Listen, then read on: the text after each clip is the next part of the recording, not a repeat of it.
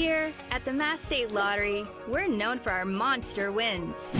But there's no bigger win than the $1 billion we provide each year to support all 351 cities and towns in Massachusetts. In our game, we know that supporting local businesses and helping communities is how we all win. Because at the lottery, we're all playing for the home team.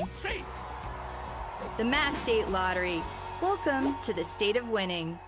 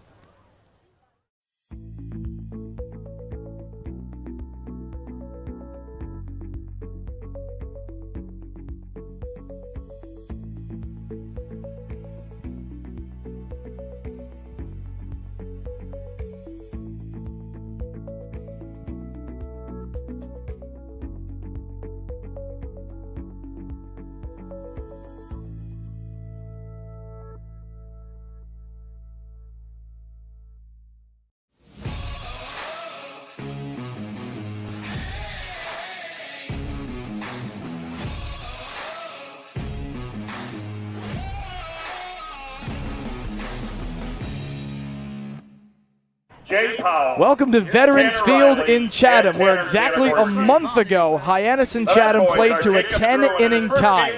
Fast forward to July 17th, both teams are on the outside looking in of their respective divisions' playoff pictures. The Harbor Hawks bring the Cape's longest losing streak into a third meeting of the summer with the Anglers here on the Harbor Hawks Baseball Network. Folks, how lucky are we? Welcome Diamond Side to Veterans Field at a stormy evening in Chatham. Giovanni Collada with Graham Nash, and out with Max Schwartzberg today. We'll welcome him back tomorrow.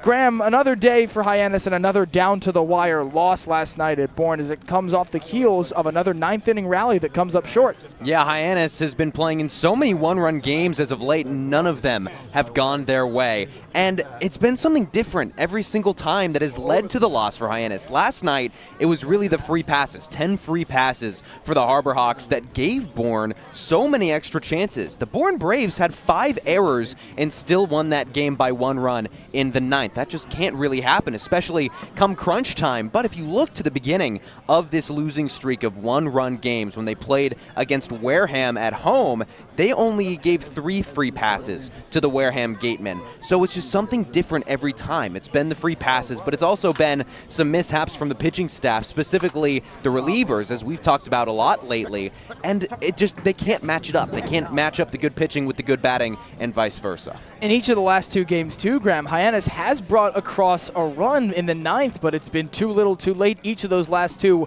1-run losses to YD and Bourne respectively. But Mitch Carricker did say last night, Graham, that he wants his guys to be aware of the fact that they are making progress in certain areas. What's the importance of staying grounded in those little victories in a time like this? Oh, it's huge. That's the only thing that can really keep you going in losing streaks like this. And I think a great example of it is if you look at the batting statistics right now for the Harbor Hawks. In the month of June, the Harbor Hawks had a .260 average. It was best in the Cape Cod Baseball League right now, and it has been a very slow and very tough month. They have a .259 batting average, just 1 point below the .260 June average. So they're right there. They're so close to getting back to that form that we saw in June that was good enough to be top of the West. It's just they haven't pieced it all together. Well, I spoke to Mitch Carricker pregame about some of the certain areas that this team is continuing to improve on amid the skid. Take a listen. Giovanni Collada with manager Mitch Carricker ahead of Hyannis and Chatham. Mitch, you had a couple of games in a row with a 9th-inning rally that's come up short. What stuck out to you about the last couple of games of late-inning play? Our guys aren't quitting, which is a good sign. Offensively, we've done a really nice job and just got to put the whole package together. To stay on that positive note, you said after last night there were a couple of areas you wanted the guys to know they were improving in. What are some of those things? Yeah, offensively, I think we're doing a nice job, and defensively, I thought that was one of our better efforts all year, and so I think if we can continue to do that, and on the pitching side of things, I thought we threw the ball well, just a couple of free bases that kind of extended some innings for them offensively, and I think we're right there to get hot, and hopefully it starts tonight. What are some of the things that you have to do in this game to make sure it progresses into the All-Star break? Yeah, I think it always starts on the mound. If we can command strike one, that'll be important. You know, it's a pretty offensive day with the wind blowing and a short porch to right. And so trying to keep those hitters at bay. They have a good lineup over there will be key. And then on our side, just continue to put good swings on balls. What does Tsubasa Tommy, your starter, have to do to keep Chatham's hitters at bay? Yeah, I mean, for him, you know, he throws multiple pitches, and, you know, being able to land a couple of them are going to be important, and just trust his defense behind him. I think if he can do that, we got a good chance. You mentioned that you feel like you're right there to tipping the scales after a couple games in a row have turned out in losses. Is there a specific thing you point to that could tip the scales, or is it a collection of certain areas? No, I think, you know, there's some days where we hit really well and we don't do the other things well, and there's some days where we pitch and play defense and we don't hit, and so just trying to put the whole thing together is going to be important for us, and so hopefully we can start with that tonight. See if you can do it tonight. Graham, back to you. Well, you've heard him say exactly what we've been talking about, just kind of echoing the point that they're close, but they're just not quite there. When the offense is good, the defense is a little bit off. When the pitching is good, the offense is a little bit off. And by defense, it's not just pitching. There have been a lot of games in the month of July with infield errors. We even yesterday saw a couple balks from Hyannis, which is really, when you think about it, those are the small mistakes you can't make. We heard Mitch Carricker talk about the ways that his team could implement this new fire. Jake Schaffner is the guy charged with starting that off as the leadoff man, and Ethan Wax caught up with him pregame. Alongside Jake Schaffner, how are you? And what do you think is causing the team's early struggles so far? Yeah, I think we're just not used to playing with each other yet. You know, we've cycled through a lot of guys. I think once we start to mesh better, then we'll do a lot better.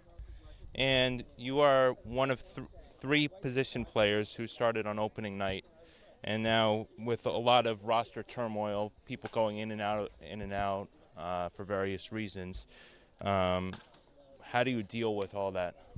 Yeah, you know, it's difficult sometimes, like memorizing everyone's name and stuff like that. But you know, you're with these guys about 6 hours every day, so it gets pretty easy once you start knowing them more. And is it a challenge knowing that you have played many different positions, and do you prefer one position over the other? Not really. I mean, I like playing everywhere. You know, I don't really have a specific preference, but I usually stick around short for like longer term, and I like that probably the best. And what can you do as one of the team leaders to help get this team out of this funk? Yeah, you know, I feel like there's a good amount of things that I can do, but really just getting around the team, not at the baseball field, kind of hanging out, and I think we'll start to mesh better. Great. Thank you for your time tonight, and good luck. Thank you. I appreciate it. Guys. During a very difficult time for the Harbor Hawks. Jake Schaffner has been nothing but that. Yeah, that's exactly right. Besides an 0-for-4 performance at Katuitt, where really the entire offense was a little bit off, he's been phenomenal on all but that game. If you look at his last 10, he's gotten on base in every single one. So he has been such a consistent hand for this team. Another guy that has been that same way is Ryan McKay. And those are the two longest tenured guys right now with the Hyannis Harbor Hawks. They've been here since day one, and that's not something that we can say looking from 1 through 9 for the rest of these guys. So for them to be solid, for them to be good day in and day out, that is huge, not just for the results, but for the confidence in the dugout. Well, another model of consistency that arrived mid-season is Jeff Luigi out of Duke, and he was just named an all-star replacement for Jackson Willits, and Ava Fernandez spoke with him pregame. Ava Fernandez alongside Jeff Luigi, who, Jeff, you put up 2 RBI doubles last night. What kind of pitches were you looking for at the plate? I think seeing that big lefty yesterday, just sort of hunting slider, you sort of getting on lefties with it a lot early, and then once you hit the slider the first at-bat, just coming back, hunting fastball the second one. Yeah, and it's been a little bit of a struggle for Hyannis these past few games. How do you kind of take that motivation into tonight and for the team as well to kind of just regain that motivation to get back on a streak? Yeah, I think just living in the moment, not thinking about what's been going on, what's coming up in the future, just sort of staying with each other, staying composed, and sort of just focusing pitch by pitch. Yeah, and last minute you kind of got the invite into the All-Star. How are you kind of preparing into that going into this weekend? I'm just really excited, grateful that I'm going to be able to go out and compete with all the All-Stars. Obviously, people have done really well this year. I'm honored, and I cannot wait for this weekend. Yeah, well, it's going to be a great weekend. Is there anything that you're specifically looking forward to playing in the All-Star game? I'm just excited to go out there. They said 3,000, 4,000 fans will be in attendance, a lot of autographs, a lot of children. So just excited to be around them and sort of just interact with the community and have a good time. Yeah, well, good luck this weekend. And Jeff will not be in the lineup tonight, but he's going to be a great C in the All-Star game, so look forward to that. All right, thank you. Thank you, guys. Back to you.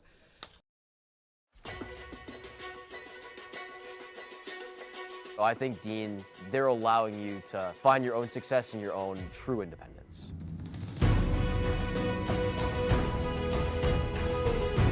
Dean is a whole group of all different kinds of people and communities. Since I've come to Dean, I've learned a lot of time management skills. Our community is especially tight-knit, and the majority of our students live on campus. And you are guaranteed 4 years of housing while you attend Dean.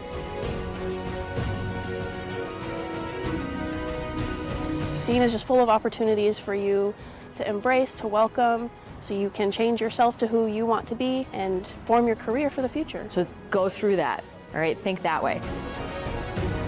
Be a bulldog. Have a bulldog mentality in everything you do in life, whether you're playing sports or in the classroom or just socializing around campus.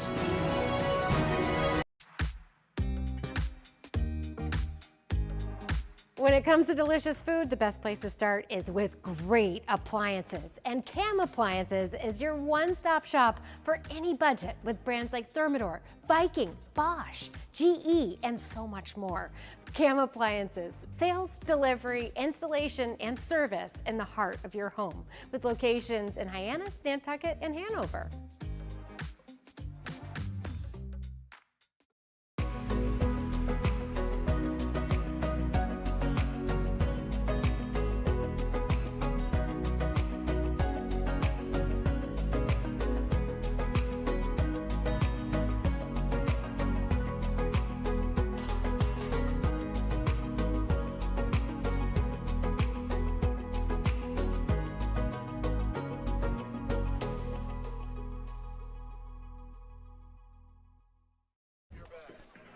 Welcome back to Veterans Field, mere moments away from first pitch between Hyannis and Chatham. Graham, a couple of teams that are at the bottom of their respective divisions. Of course, Chatham in a much different spot with the East, showing a lot more strength at this point in the summer. It's been a very odd summer in terms of the standings. Yeah, it really has. Right now, Chatham would be competing at the top of the West Division if they were in the West Division. The only issue is that Chatham is currently in the East, so it's at the bottom of the East. Hyannis, on the other hand, Hyannis was at the top of the West Division, and it has just slowly started to fall down. That being said, Hyannis is only a couple points out of first, so it's really not that far away. It's not out of grasp. There's no clear leader right now, and there's no one that's out of it. We've said so many times that this West Division, there's no one that seems to want to take it right now. Somebody needs to take it. Hyannis in last in the West, as you mentioned, Graham, by just 3 points to a Wareham team that's won 6 in a row. But look at the East. YD, one of 2 teams with over 30 points, is Brewster's in second by just a point. Chatham's in 5th at 25. All 5 of the teams in the East, Graham, would be second or better in the West. And just the parity is astronomical so far this year. Because take a look at last year when, at this point in the summer, on July 17th, you saw a Falmouth team down by 18 points to Wareham in the West, and an Orleans team, that was down by 20 points to YD at this point in the summer. So a couple of squads that, yes, are doing better on the top end, but on the bottom end, the worst of the teams, there's really no one that sticks out like a sore thumb. No, there's not. And I think the most important thing to remember when considering last year's results compared to this year's is that Harwich was amongst the longest losing streak of the Cape League season right now at this point in last year, and they went on to win the whole thing. So it really doesn't matter. You know, you think of sports, you think of the regular season as really important in leading to the playoffs, but in the Cape League, that's not really the case. You can hang around. You can be the bottom 2 all season long, and then at the very last minute, get a big win, get into the playoffs, go on a long run, and win the whole thing. Let's meet the Hyannis Harbor Hawks lineup as penciled in by manager Mitch Carricker. Jake Schaffner leads it off for the 3rd game out of the last 4. He's at shortstop. The lefty followed up by Jace Doby in left field. Righty to lefty Ryan McKay at second base. Dayton LaChance caught last night. He's DHing and batting cleanup tonight. Third baseman Miles Davis in the 5-hole for another game. Devin Mitchell folds back into the lineup after a pinch hit appearance a night ago in right field. He's batting 6th. A debut for Matthew Chattel out of Rutgers. He catches for the first time tonight. Now the 4th or 5th different catcher to come come into a game for Hyannis this season out of the 7-hole. Owen Prince was batting 9th last night in his debut out of VMI. He moves up to 8, and Ray Velasquez at first for the 3rd time this season, batting 9th. Yeah, Ray Velasquez, he's kind of been moved in and out of the lineup, especially as of late. He hasn't seen consistent action in a while, and he was on a bit of a cold stretch. So he's really looking for something to kind of re-spark a streak and re-spark a type of gameplay that he was on to begin the season, and he just kind of lost his swagger. Goes quickly through the defensive alignment for Chatham. Daniel Jackson in left, Jackson Freeman in center, Ashton Larson in right, Roman Martin at third, Isaiah Lane at short, Gavin Gallagher at second, Reed Stallman at first, Chase Fralix the DH, and Cade Arambidi is the battery for Charlie Foster, the rising sophomore out of Mississippi State. Lefty on lefty for the first at-bat of the game. Foster rocks and throws. And Schaffner fouls it back. Strike one. We start a couple minutes late, 7:03, 76 degrees and cloudy. The lights already flickering on here at Veterans Field. The threat of rain, we saw some earlier today. None in the forecast for now. 0-1. Sails above the letters, 1-1. I mentioned Jake Schaffner leading off yet again. Last night against Bourne, 2 hits and 5 at-bats with a couple of runs scored. 1-1. Chopped foul down the first base line. And that 2-for-5 performance was actually his best over the last 4 games, and it was the only one where he didn't lead off. He was hitting in the 3 spot. Ryan McKay was leading off, so now he's got to adjust to being the momentum builder, not the one following momentum. Couple of singles last night for Schaffner. Foster kicks and throws. Lifted softly into center field. Jackson Freeman races to it, losing the hat. Who came up with it? It was the shortstop, Isaiah Lane. Both Freeman and Lane converging on that ball in shallow center field. And Lane makes the basket catch for out number 1. You certainly don't see that every day. Freeman and Lane must have just not heard each other as they were running to center field trying to make that catch. It was perfectly placed in no man's land, and credit those 2 defensive players for getting there, because that was a really weakly hit ball to center. 1 out, no one aboard for the righty Jace Doby. First pitch to him. A fastball that clips the knees for strike 1. It's Joe Labella behind home plate, Brian DiDomenico at first, and Mickey Garcia at third. 0-1. 0-2 to Jace Doby, a newcomer out of the University of Nevada. A rising senior who is now playing at his 3rd school in 3 years, but will return to Nevada next year, and has really enjoyed a hot start on the Cape. He digs back into the righty box, an awkward stance for the left fielder. Lefty on righty, Foster deals. Drifts inside, 2-1. Doby squats way into a crouch, puts his lead foot, which is his left, on the back paint of the righty box, and angles the bat just behind his navy blue helmet. 1-2. Breaking ball drifts outside, 2-2. Charlie Foster out of Mississippi State's got a 3-pitch mix. Fastball sits low 90s, peaks at 93. Changeup and a curveball. 2-2. Doby shoots it foul. And for Foster, this is actually his first start of his Cape League season. It's very similar to the situation Nate Wysong was in yesterday's game. He, too, had made a couple relief appearances but hadn't started. And Wysong, he delivered a really clean first inning, but after the first is where it all kind of started to tumble away. 2-2 pitch. Lifted high into left field. Daniel Jackson calls off Isaiah Lane and makes out number 2. Couple of flyouts to get this game started, and 2 quick outs for Charlie Foster. And that's important when you're making your first start. You're acting as a pseudo reliever. When you're making your first start, you need to just kind of go in there and try to get a quick start, because it's when things start falling apart where it can get really nasty and really interesting. These are 2 different approaches, 2 completely different approaches coming in as a reliever compared to coming in as a starter. Here's lefty Ryan McKay. First breaking ball to him, dips below his knees for ball 1. McKay playing second and batting third today. The lefty has been a mainstay in a lineup that's seen a lot of shuffling over the last week and a half. 1-0. Shot towards third. Roman Martins spins, clutches, and fires in time for out number 3. 3 up and 3 down for Charlie Foster. A couple of flyouts and a ground out from Ryan McKay. A scoreless top half of the first as we had bottom 1 here at Veterans Field between Chatham and Hyannis.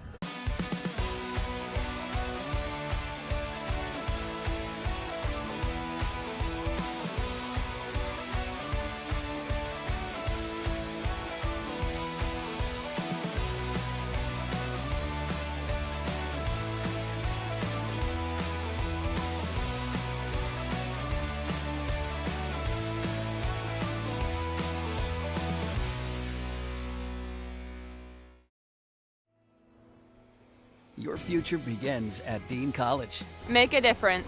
Leave your mark. Break the mold. Be a leader. Achieve unimagined heights. Believe in yourself. Make lifelong friends. This is your time. Your place. Your home. Your Dean. It all starts here at Dean College.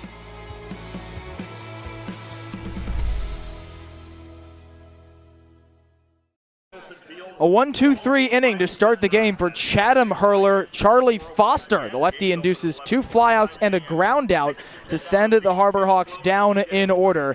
And now Chatham trots out this lineup as penciled in by World Series winning manager Dennis Cook. Ashton Larson, the right fielder, just announced today that he's moving on from LSU to Texas. The lefty leads off. Daniel Jackson participating in the home run contest on Saturday for Chatham. He is in left field and batting second. Jackson Freeman, the Northwestern Wildcats, center fielder, batting third. Reed Stallman got to Chatham a few days ago, made his debut last night in the extra inning win over Orleans. He's at first and batting fourth. Roman Martins at third base batting fifth. Chase Fralick, the Auburn Tiger, who had himself a night last night against Orleans, at DH batting sixth. Isaiah Lanes, the shortstop, he made a flyout in that first, or made a flyout catch in that first inning. He bats seventh. Gavin Gallagher at second base batting eighth out of North Carolina. And Cade Arambidi, just activated today, ninth, and catching for Chatham. Tsubasa Tommy atop the bump for Hyannis. Another start for the incoming transfer to Hawaii out of Pima Community College in Arizona. His third in a row. Lefty Ashton Larson versus the righty Tommy. And first ball to him. Fastball drifts to the top of the zone. Ball and no strikes. Larson, a Chatham returner, after he was Chatham's most outstanding position player last summer and a Cape League All-Star for the A's. 1-0 from Tommy. Another fastball, similar spot. 2 balls, no strikes.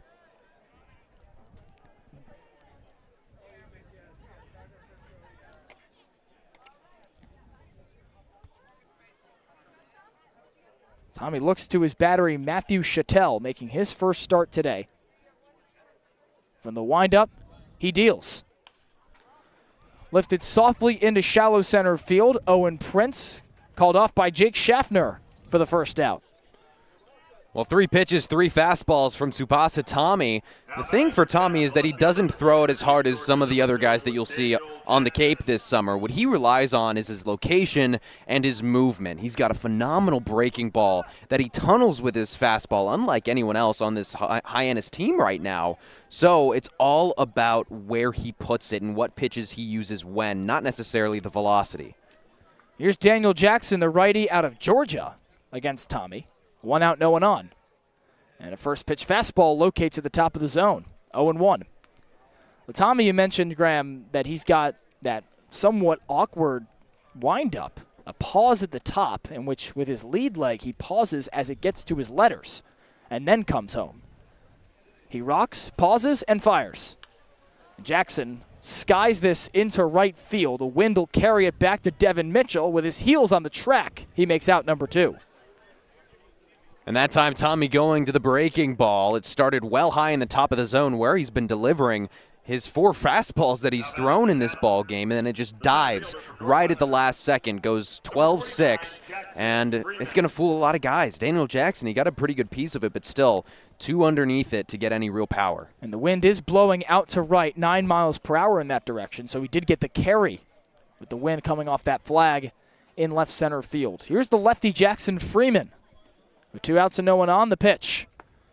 A breaking ball, loops on the outer corner and misses, 1-0. Jackson Freeman's enjoyed a very nice season in his first on the Cape. The Northwestern Wildcat has been with Chatham since day one. He's batted .284 and third on this team in hits. 1-0. A sorting swing and a miss, 1-1. Rather, he's first on this team in hits with 27. 11 RBIs to go along with it. Has struck out 16 times. But walked 7 and been hit 4 times to also lead Chatham in that category. Infield shifts the lefty slightly to pull. 1-1. Breaking ball, tails inside and catches 1-2. Well, he started out this inning with a whole bunch of fastballs. Now he's just sticking to the breaking pitches, and they have been doing a whole lot of damage. That sorted swing from Freeman was the 12-6 curve, and he just looked so fooled. It finished in the dirt after starting at his letters. Bottom 1, no score here at Veterans Field between Hyannis and Chatham. 1-2 from Tommy. Swing and a miss, strike 3. A strikeout ends the frame for Tsubasa Tommy. A couple of flyouts and a K of Jackson Freeman. We head to the top of the second with 2 1-2-3 innings between the A's and the Hawks. If you can dream it, if you can cruise in it, if you can summer in it, fish from it, or take it for a day at the beach, we can protect it. The Baldwin Group, protecting the possible. There hasn't been a ton of training when it comes to bat speed or products for players to be able to train bat speed.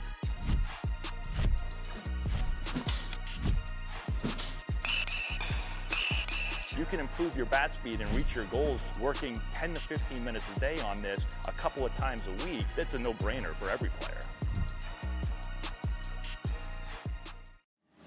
Cape Cod 5 is proud to be the official banking partner of the Cape Cod Baseball League. Cape Cod 5 offers a broad range of financial products and services tailored for every stage in your financial journey. Reach out to us. We're here to help.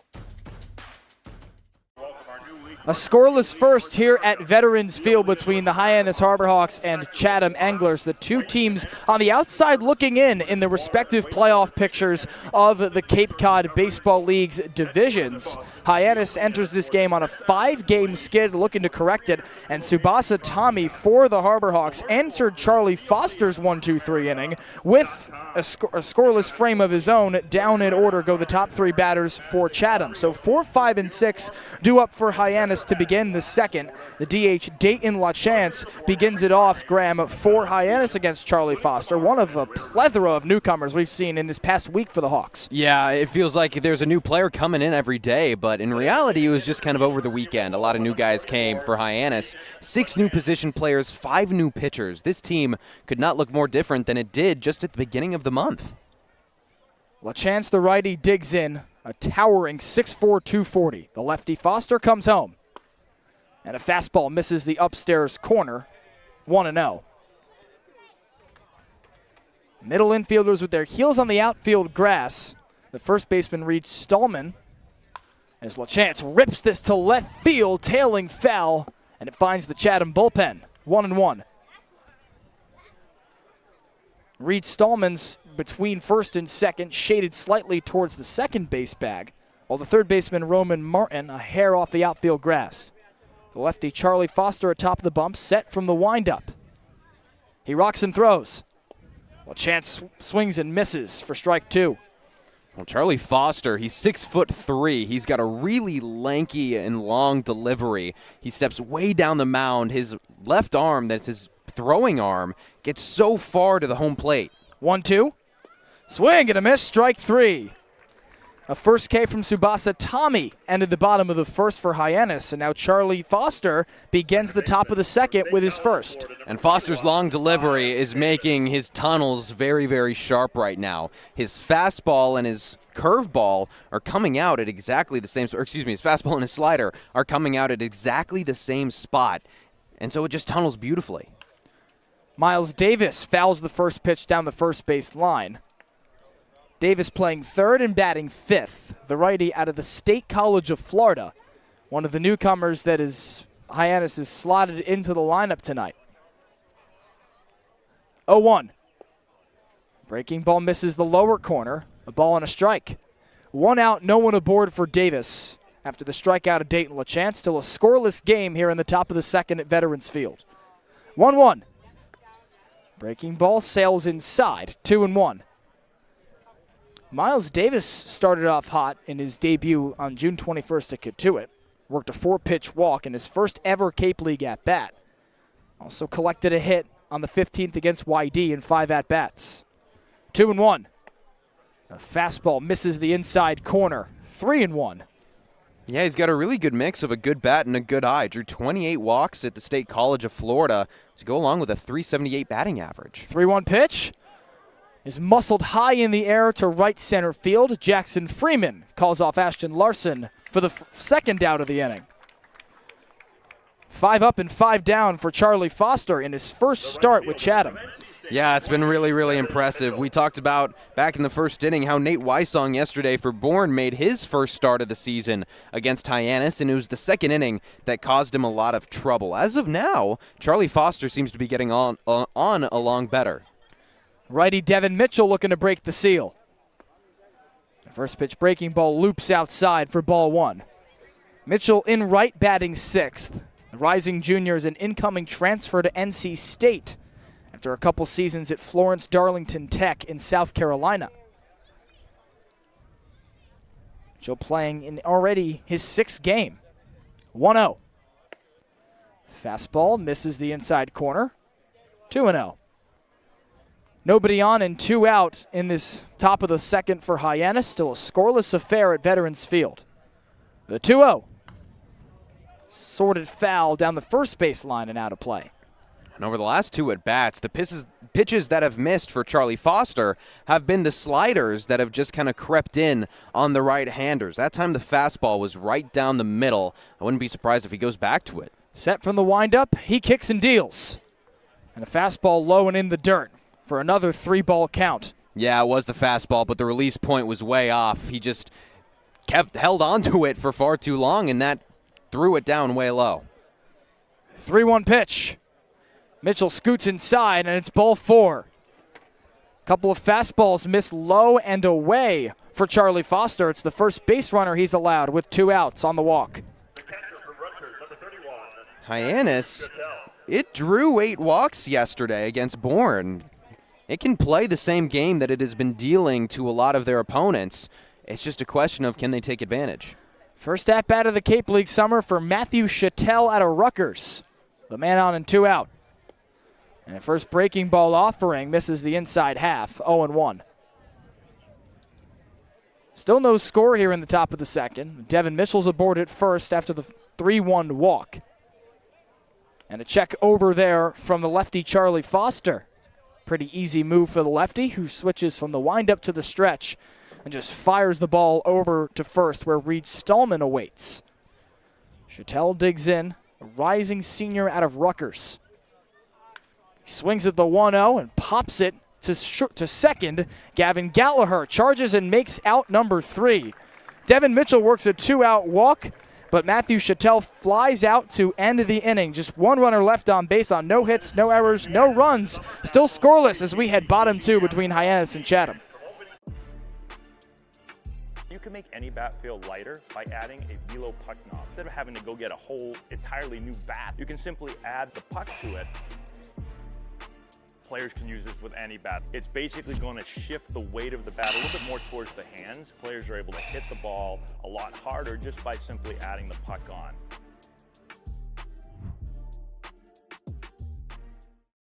Here at the Mass State Lottery, we're known for our monster wins. But there's no bigger win than the $1 billion we provide each year to support all 351 cities and towns in Massachusetts. In our game, we know that supporting local businesses and helping communities is how we all win. Because at the lottery, we're all playing for the home team. The Mass State Lottery. Welcome to the state of winning. Time for the bottom of the second at Veterans Field. Hyannis and Chatham still scoreless through a frame and a half, and the righty Tsubasa Tommy for the Harbor Hawks will look for a second consecutive 1-2-3 inning as he struck out Jackson Freeman to end the first. It'll be Reed Stallman the 4, Roman Martin the 5, and Chase Freilich the 6 to up in this inning for the Anglers. couple of teams in last place in the division, and they're playing, Graham, like they want to get back in that playoff picture. Yeah, they have, and it's really been the pitching that's been impressive. Something that we expected to see from Hyannis. Their starters have been very, very strong in the month of July, but for Chatham, it has kind of been up and down with pitching. The pitching staff for Chatham has just kind of been all over the place. You never know what you're going to get on a given day, and right now it looks like Hyannis is going to get a pretty good form of the Chatham pitching. Just 9 pitches so far for Tsubasa Tommy, 6 of them strikes. It's the lefty first baseman Reed Stallman digging in for the Anglers. Still no score. We start the bottom of the second. The infield shifts the lefty to pull. The righty Tommy kicks, nods, pauses, and throws. And a fastball right down Broadway for strike 1. Well, this has been the inning that has kind of been Tsubasa Tommy's kryptonite in his 2 starts at YD and against Orleans. The second inning was where it kind of fell apart. That's where he allowed his hits and his runs and his walks. So this is a big test for him. His 1-0 offering drifts inside as Stallman scoots out of the way of it, 1-1. Tsubasa Tommy has 3 losses already on this season, as you mentioned, Graham. Lone win coming on June 28th against Falmouth, a fog-shortened 5-inning win for Hyannis. And really, he's pitched okay in all 3 of those losses. Just 2 runs allowed in that start against Weather, 1 run allowed in that start against YD.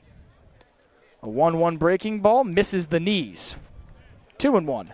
He has pitched well in his losses, and ironically, the one game where he's allowed the big hit, the home run, was in the game that he got the win against Falmouth. It's just kind of been that teams have played small ball very well against him in the games where he's lost. Looks to his battery, Matt Chattel. Now fires. Swing and a miss. Healthy cut from Stallman at a fastball, or rather a breaking ball that comes in at 79, but locates the top of the zone. 2-2. A cloudy and gray day at Veterans Field. Always known for its fog. Doesn't look like any's coming right now, but that could change in the snap of a finger, as all these fans know. 2-2. Roped foul down the first base line. Nobody out, nobody on for Reed Stallman out of Mississippi State. Just completed his senior year for the Bulldogs. A native of Robbins, Louisiana. Transferred to Mississippi State to play at 2 different schools in his 4 years. Tommy from the windup delivers. Swing and a miss, strike 3. Back-to-back Ks for Tsubasa Tommy. He claims his first strikeout victim here in the second. And that was a really good response. He was down in that count, 2-1 to begin, and went with 3 straight strikes. Got 2 swinging, 1 foul ball. Tsubasa Tommy's got a really good mentality. He's done a really good job this season of kind of having a goldfish mentality, short memory. He stands 5'7", 170, the rising junior, headed to Hawaii out of Pima Community College. He may be small, but there's a lot of fight in Tsubasa Tommy. First pitch to Roman Martin, the righty. Breaking ball on the outer half for a strike. He really does. He puts his entire body into each pitch. Max Schwartzberg said it's kind of a mix of Yoshinobu Yamamoto and Yu Darvish. He's got a very aggressive move, a very aggressive motion. To go along with a pause at the top of his windup. 0-1. Breaking ball drifts outside. 1-1. He's been leaning heavily on the breaking pitches, Graham. And that's kind of what he needs to do. That's how he pitches, is the movement. Again, he doesn't throw it the fastest by any means, but his movement is unmatched. Comes set from the windup, 1 out, no one aboard for Roman Martin, the third baseman. 1-1. Breaking ball misses the outside corner. 2-1. And when he does go early to those breaking balls, then the hitters we've seen already tonight are expecting it. Then he'll go to the fastball and they swing right underneath it. That's how he's gotten a couple big strikes. Roman, a rising junior infielder at UCLA. He digs in for a 2-1. Breaking ball upstairs to the letters. 3 balls, 1 strike. And now a first 3-ball count of this game for Tsubasa Tommy. Charlie Foster faced 2 in a row to end the second inning. He walked Devin Mitchell and forced a fly out of Matthew Chattel. Middle infielders with their heels on the outfield grass. Normal positioning for Ray Velasquez at first and Miles Davis at third. 3-1 on the inner black. Strike two. And Tommy runs the count full with a pitch that's worked for him all day long. He's got a 3-pitch mix, that curveball, very high spin along with that slider. High RPM on the slider of 3160 RPM. The slider also his most used pitch. It comes in 80 to 81 miles per hour. Full count offering. Right down Broadway, strike three. Dials in the slider at 81. Roman Martin chucks the bat as though he was walked. Unhappily, he trots back to the dugout. It's a second K of the inning for Tsubasa Tommy. I can understand Roman Martin's frustration. That pitch was right inside on the corner of the zone, and he had to scoot out of the way a little bit, but it was right in that buffer zone. That's why it was called a strike. I think he scooted to sell the ball a little bit more. Here's the lefty DH, Chase Fralick, with 2 outs. He chops a first pitch to second. Backhanded field for Ryan McKay. A turn and a throw to first in time for a second 1-2-3 frame for Tsubasa Tommy. 2 strikeouts began the inning with Reed Stallman and Roman Martin going down by the K. Chase Fralick only takes him 1 pitch to ground out to end the frame. Still a couple of zeros on the scoreboard headed to the third here at Veterans Field. Get ready for big results with our small machines. With more power, performance, comfort, and savings. They're ready for every job. And we're ready with plenty of inventory, the best support in the business, same-day parts availability, and locations across the Northeast. So you can always be ready to work. Milton Cat, always ready.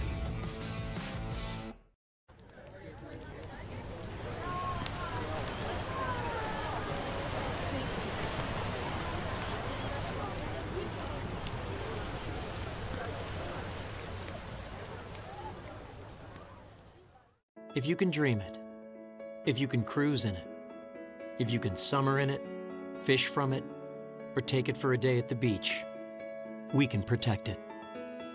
The Baldwin Group, protecting the possible. Through 2 full frames at Veterans Field, Hyannis and Chatham still deadlocked at 0 after a couple of very good outings from these pitchers through 2 innings. Charlie Foster's faced 1 above the minimum for Chatham. The lefty retoes the rubber to face 8, 9, and 1 here in the top of the 3rd inning for Hyannis. But Tsubasa Tommy on the other end, Graham, has faced the minimum with 3 strikeouts. Yeah, he's been phenomenal, and it's been a healthy mix of sliders, curveballs, and a couple fastballs in there too. The second innings have really gotten him in his first 2 starts, so for that second inning to be clean, that is huge for him and for Mitch Carricker, because now Tommy can potentially extend into a 4th inning, territory he's not seen yet this season. So in a scoreless game, top 3, it's the lefty center fielder Owen Prince out of VMI for Hyannis. First pitch fastball locates on the knees, 0-1.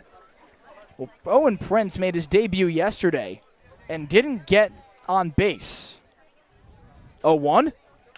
Roped the other way. It'll drop in left field as Daniel Jackson chases it all the way to the track. A long turn around second. Prince is headed for the base, and he slides in safely for a first pitch double to begin the 3rd. Now batting.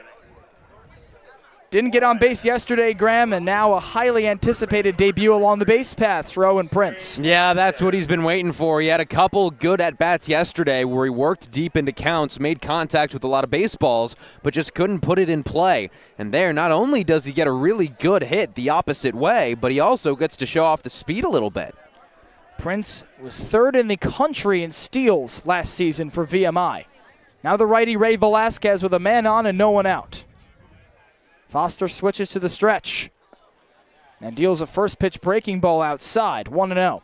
I got to say, you can tell that Prince is quick. He's taken quite the lead off from second base, pretty much halfway to third by the time the ball hits the glove of Aaron Beto. Gavin Gallagher shaded slightly towards short at third as well. Foster from the stretch, glove at his chest. He begins the windup and then throws back to second, where Prince scampers in safely.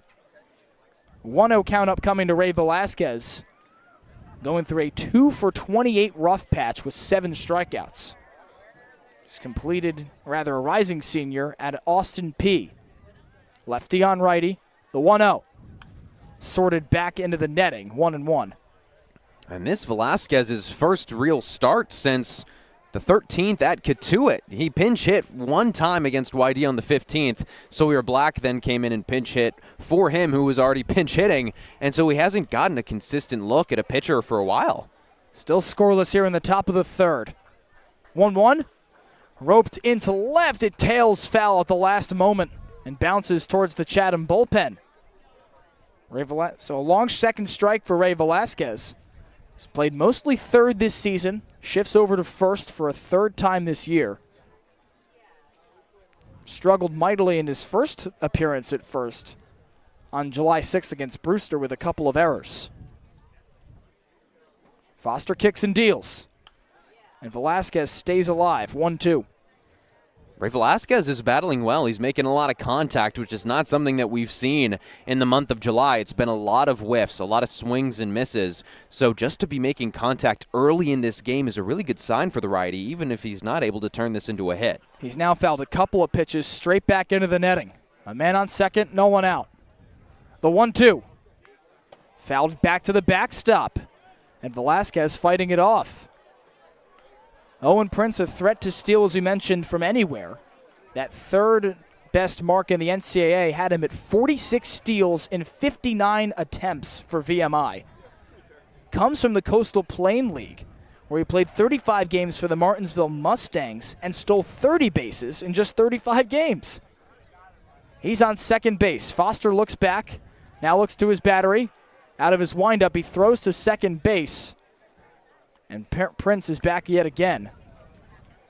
So the second baseman, Gavin Gallagher, shaded slightly to right field, but has had to come back to cover now a couple of times. The third baseman, Roman Martin, I should say, now slightly shaded towards the third base bag. Foster comes set from the stretch. Peers at second. Gallagher inches into cover.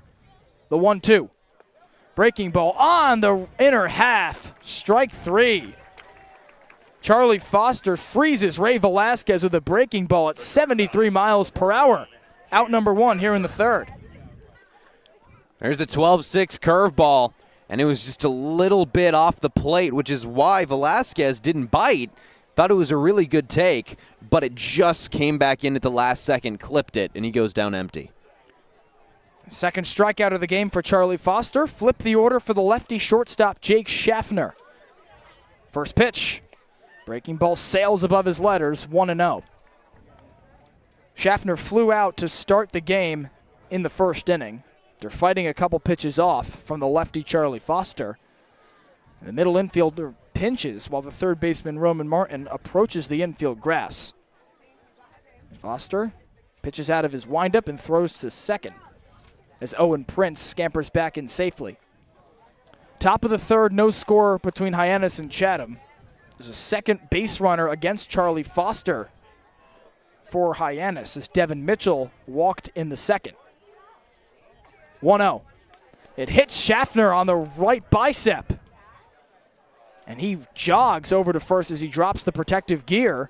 Now a couple aboard for Hyannis with one out. And that one came in at 89 miles per hour, and Schaffner wore it off pretty well. He's now over on first, kind of shaking out his right arm.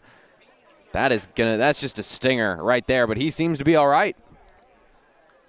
Chatham has not hit a batter in each of his last two games. No hit batsman for the entire game in an 8-7 Chatham win in 10 innings. And out comes the pitching coach, Jay Powell, for Chatham from the third base dugout to talk with his starter, Charlie Foster. And Jay Powell, as he was walking up, looked at his middle infielders, Isaiah Lane and Gavin Gallagher, and waved for them to come to the mound. So this might be as much talking strategy to Charlie Foster as it is to the two middle infielders trying to pick off Owen Prince. He might be recognizing how large the leadoff is right now, but every time Foster has checked on him, it's been really lackadaisical, slow turnaround throw. It might be that they want to get him right here and right now. Well, we mentioned Owen Prince and his aptitude for stealing, Graham.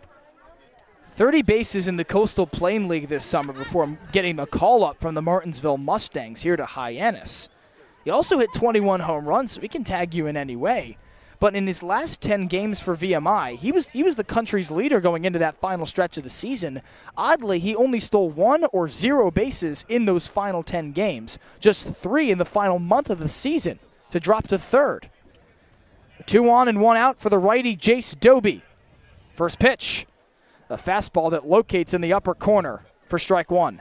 And I think it would be a really gutsy call right now to do a double steal, but if there's ever a time to do it, right now would be the time. It's still early in the ball game, and the front door is closed. Doby, a lefty, protecting a quick pick from Arambito to try to beat down Owen Prince. Schaffner's got 2 stolen bases this season at first. And a 1-0, a throw down to second, gets by Gavin Gallagher, who was covering to right field. Both runners take off. A throw from center at Freeman. Down to second, it's not in time. As Owen Prince advances to third, Schaffner's in safely at second, and it's an impromptu double steal and an 0-2 count to Jace Doby with 1 out. Well, that was a bang-bang play over at second base. Schaffner, it looked like he got there a little bit late. He definitely got a late jump. I'm surprised that they sent the double steal because it wasn't like that ball was in shallow center. It went pretty far to Jackson Freeman. Cade Arambidi behind the plate through to Gavin Gallagher, who was all the way in right field. 0-2. Swing and a miss from Doby, strike 3. Second strikeout of the inning for Charlie Foster. 2 runners in scoring position for Hyannis with 2 outs. That's a huge out for Charlie Foster after that gaffe on Cade Arambidi. That's how Schaffner and Prince advance each 1 base. Owen Prince got it started with a leadoff double that sent the other way. Ray Velasquez struck out, Schaffner hit, and now Doby's the second out. The lefty Ryan McKay comes to the plate. First pitch. Fastball right down the heart for strike 1. Still a scoreless ball game here in the top of the third between the A's and Hawks. But Owen Prince for Hyannis 90 feet away from changing that. Lefty on lefty with Ryan McKay at the dish. 0-1. Chop fouled on the first base line. 0-2. And over Hyannis' last 15 games or 14 games where it's really struggled, this has been the category that has really stuck out. Hyannis hitting 197 with runners in scoring position over the last 14. McKay, a Cape League All-Star in his first season with Hyannis. Couple of RBIs yesterday in the loss to Bourne. Infield comes in, 2 outs, 2 on. Charlie Foster's 0-2. Lifted into left. A leaping grab from Lane at second. Stops the damage right there for Chatham. So a leadoff double from Owen Prince and a hit by pitch from Schaffner. Not enough to plate the first run for Hyannis in this game as Ryan McKay lines out to end the inning. And we remain scoreless through 2.5 here at Veterans Field. We'll stay right here as our Ethan Wax joins us with more. Thank you very much, Gio. There have been many reasons suggested for the Harbor Hawks' July swoon as the losing streak hit 5 games last night. Several nights ago, I suggested one cause was the team's struggles to drive in runners with runners in scoring position. Last night, the broadcast team posited that it was a sharp reduction in walks. There is another reason for their plight. Put simply, the bats die after the 6th inning. In 13 games this month, the team has scored a total of just 11 runs from the 7th inning on. Notably, in the team's 10 wins this year, the Hawks have scored the 7th inning or later 9 times. To be fair, the current version of the team simply little resemblance to the team that started the season 8-3. Of the position players that started opening night, only Ryan McKay, Jake Schaffner, and Charlie Bates remain on the roster. Their turnover on the mound has been even greater. Starting pitching played a key role in the Hawks' quick start. Incredibly, none of the pitchers who started the first 11 games of the season remain on the roster, perhaps helping to explain why a team whose sub-4 ERA led the Western Division at the end of June has seen it balloon to 6 runs per game in July. Now back to the booth, guys.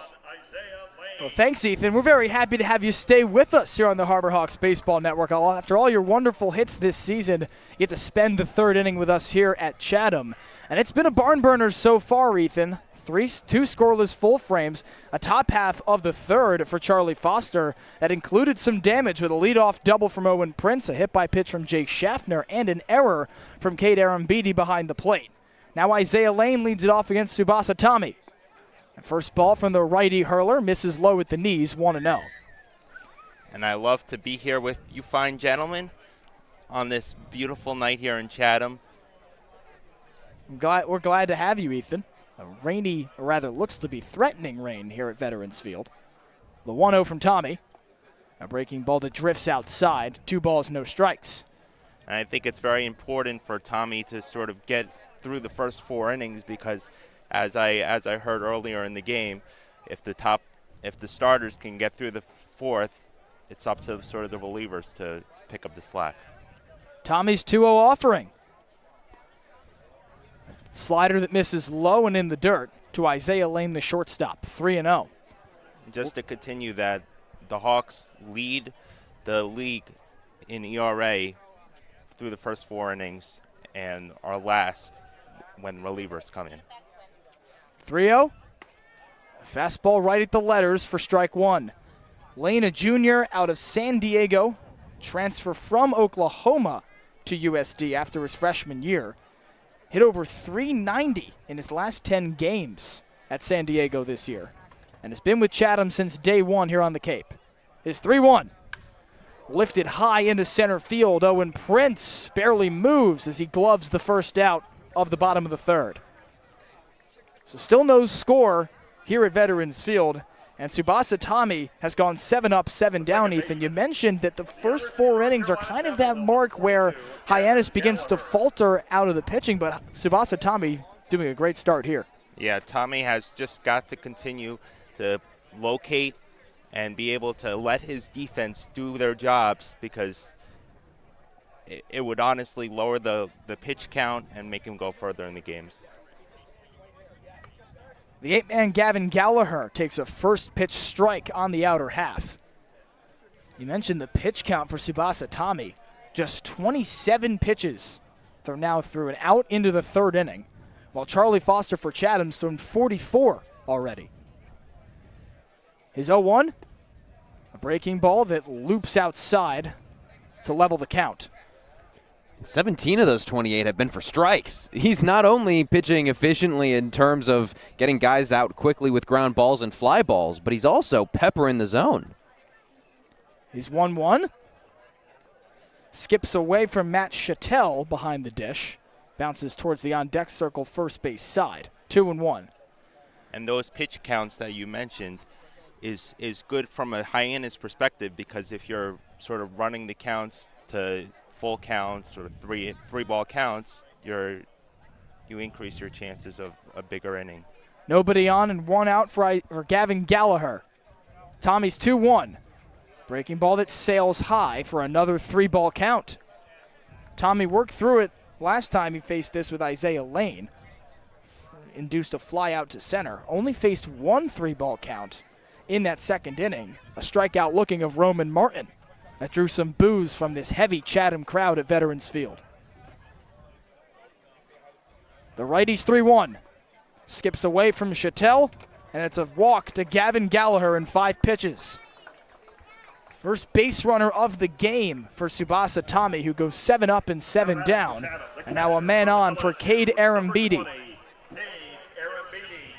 And Tommy just needs to stay composed. It's only 1 walk. Let's see if he can just get back to what he started with in the first and second inning, locating, get into 2 strike counts, and put hitters away like he has done in the first 2 innings. 1 on, 1 out for the righty catcher, Cade Arambidi.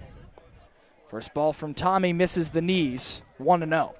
And Tsubasa Tommy, he hasn't thrown a lot of walks. When he makes these appearances, it's the hits that have hurt him. He's only thrown 2 over both of his first 2 starts.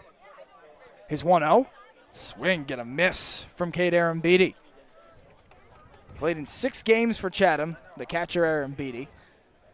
Only 4 hits, a couple of runs, and 24 plate appearances for the A's. Comes from LSU. Infield shifts the righty to pull. Ashton Larson waits on deck. 1-1 from Tommy, clips the inside corner for strike 2.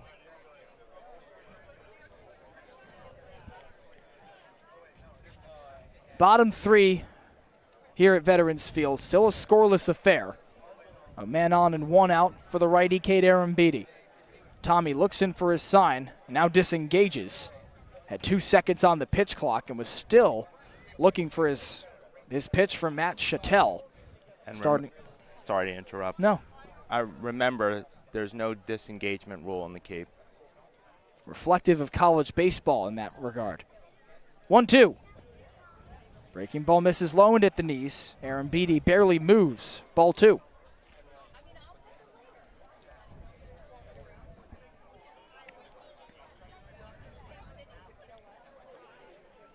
Tommy takes a breath, looks back at Gallagher at first. Now comes set from the stretch. He deals. Swing and a miss, strike 3. It's K number 4 for Tsubasa Tommy, and a huge second out of this bottom of the third.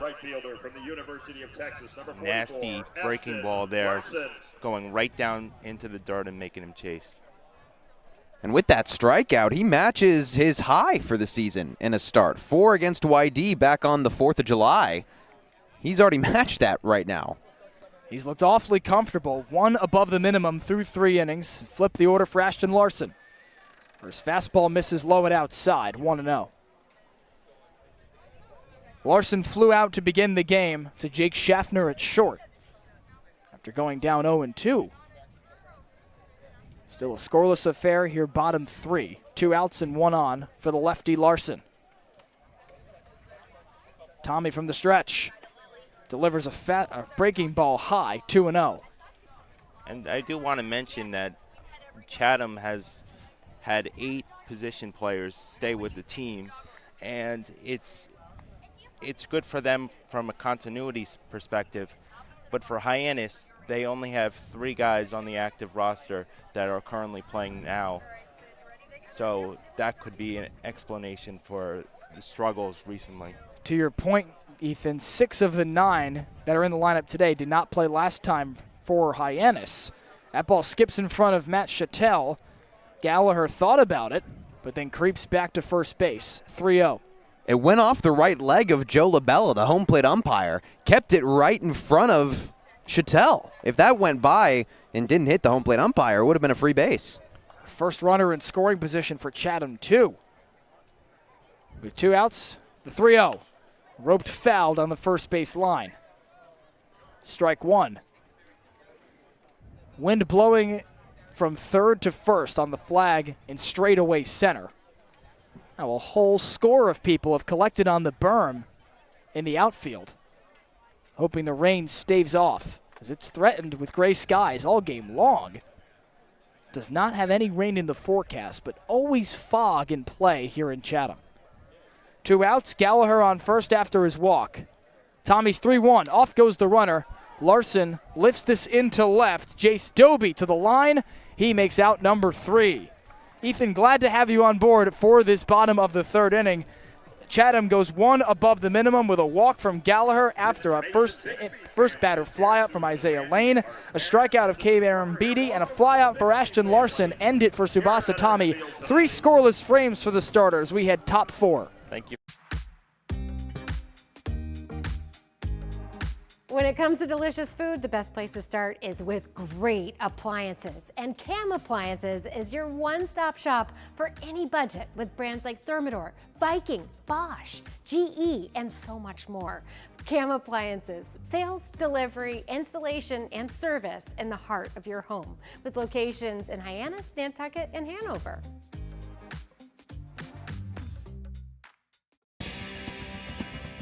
If you need to dig, lift, move, grade, clear, or cut, pump, weld, clean, light, and just about anything else, dial up the rental source for the newest and the most reliable equipment in New England. staffed with equipment and construction experts. Milton Rents, your local source.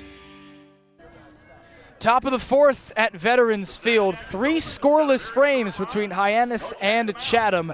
A pitcher's duel developing here at Veterans Field. Giovanni Collada, Graham Nash with you on the Harbor Hawks Baseball Network. Just heard from Ethan Waxgram, and he brought up a great point that Hyannis begins to fizzle right around this time. The middle innings have played the Hawks during this entire 5-game losing streak. Yeah, and it's really been because of the pitching. So the question right now is, do they keep Tsubasa Tommy on the mound for a little bit longer? He has only gone 3 innings his first 2 starts. He's never gone 4. The question is, are we going to see it? Are we going to see him try to stretch for 4? 5, 6, 7 due up to face Charlie Foster for Chatham. The lefty will stretch 4 innings. For a first time this season, he also makes his first start tonight.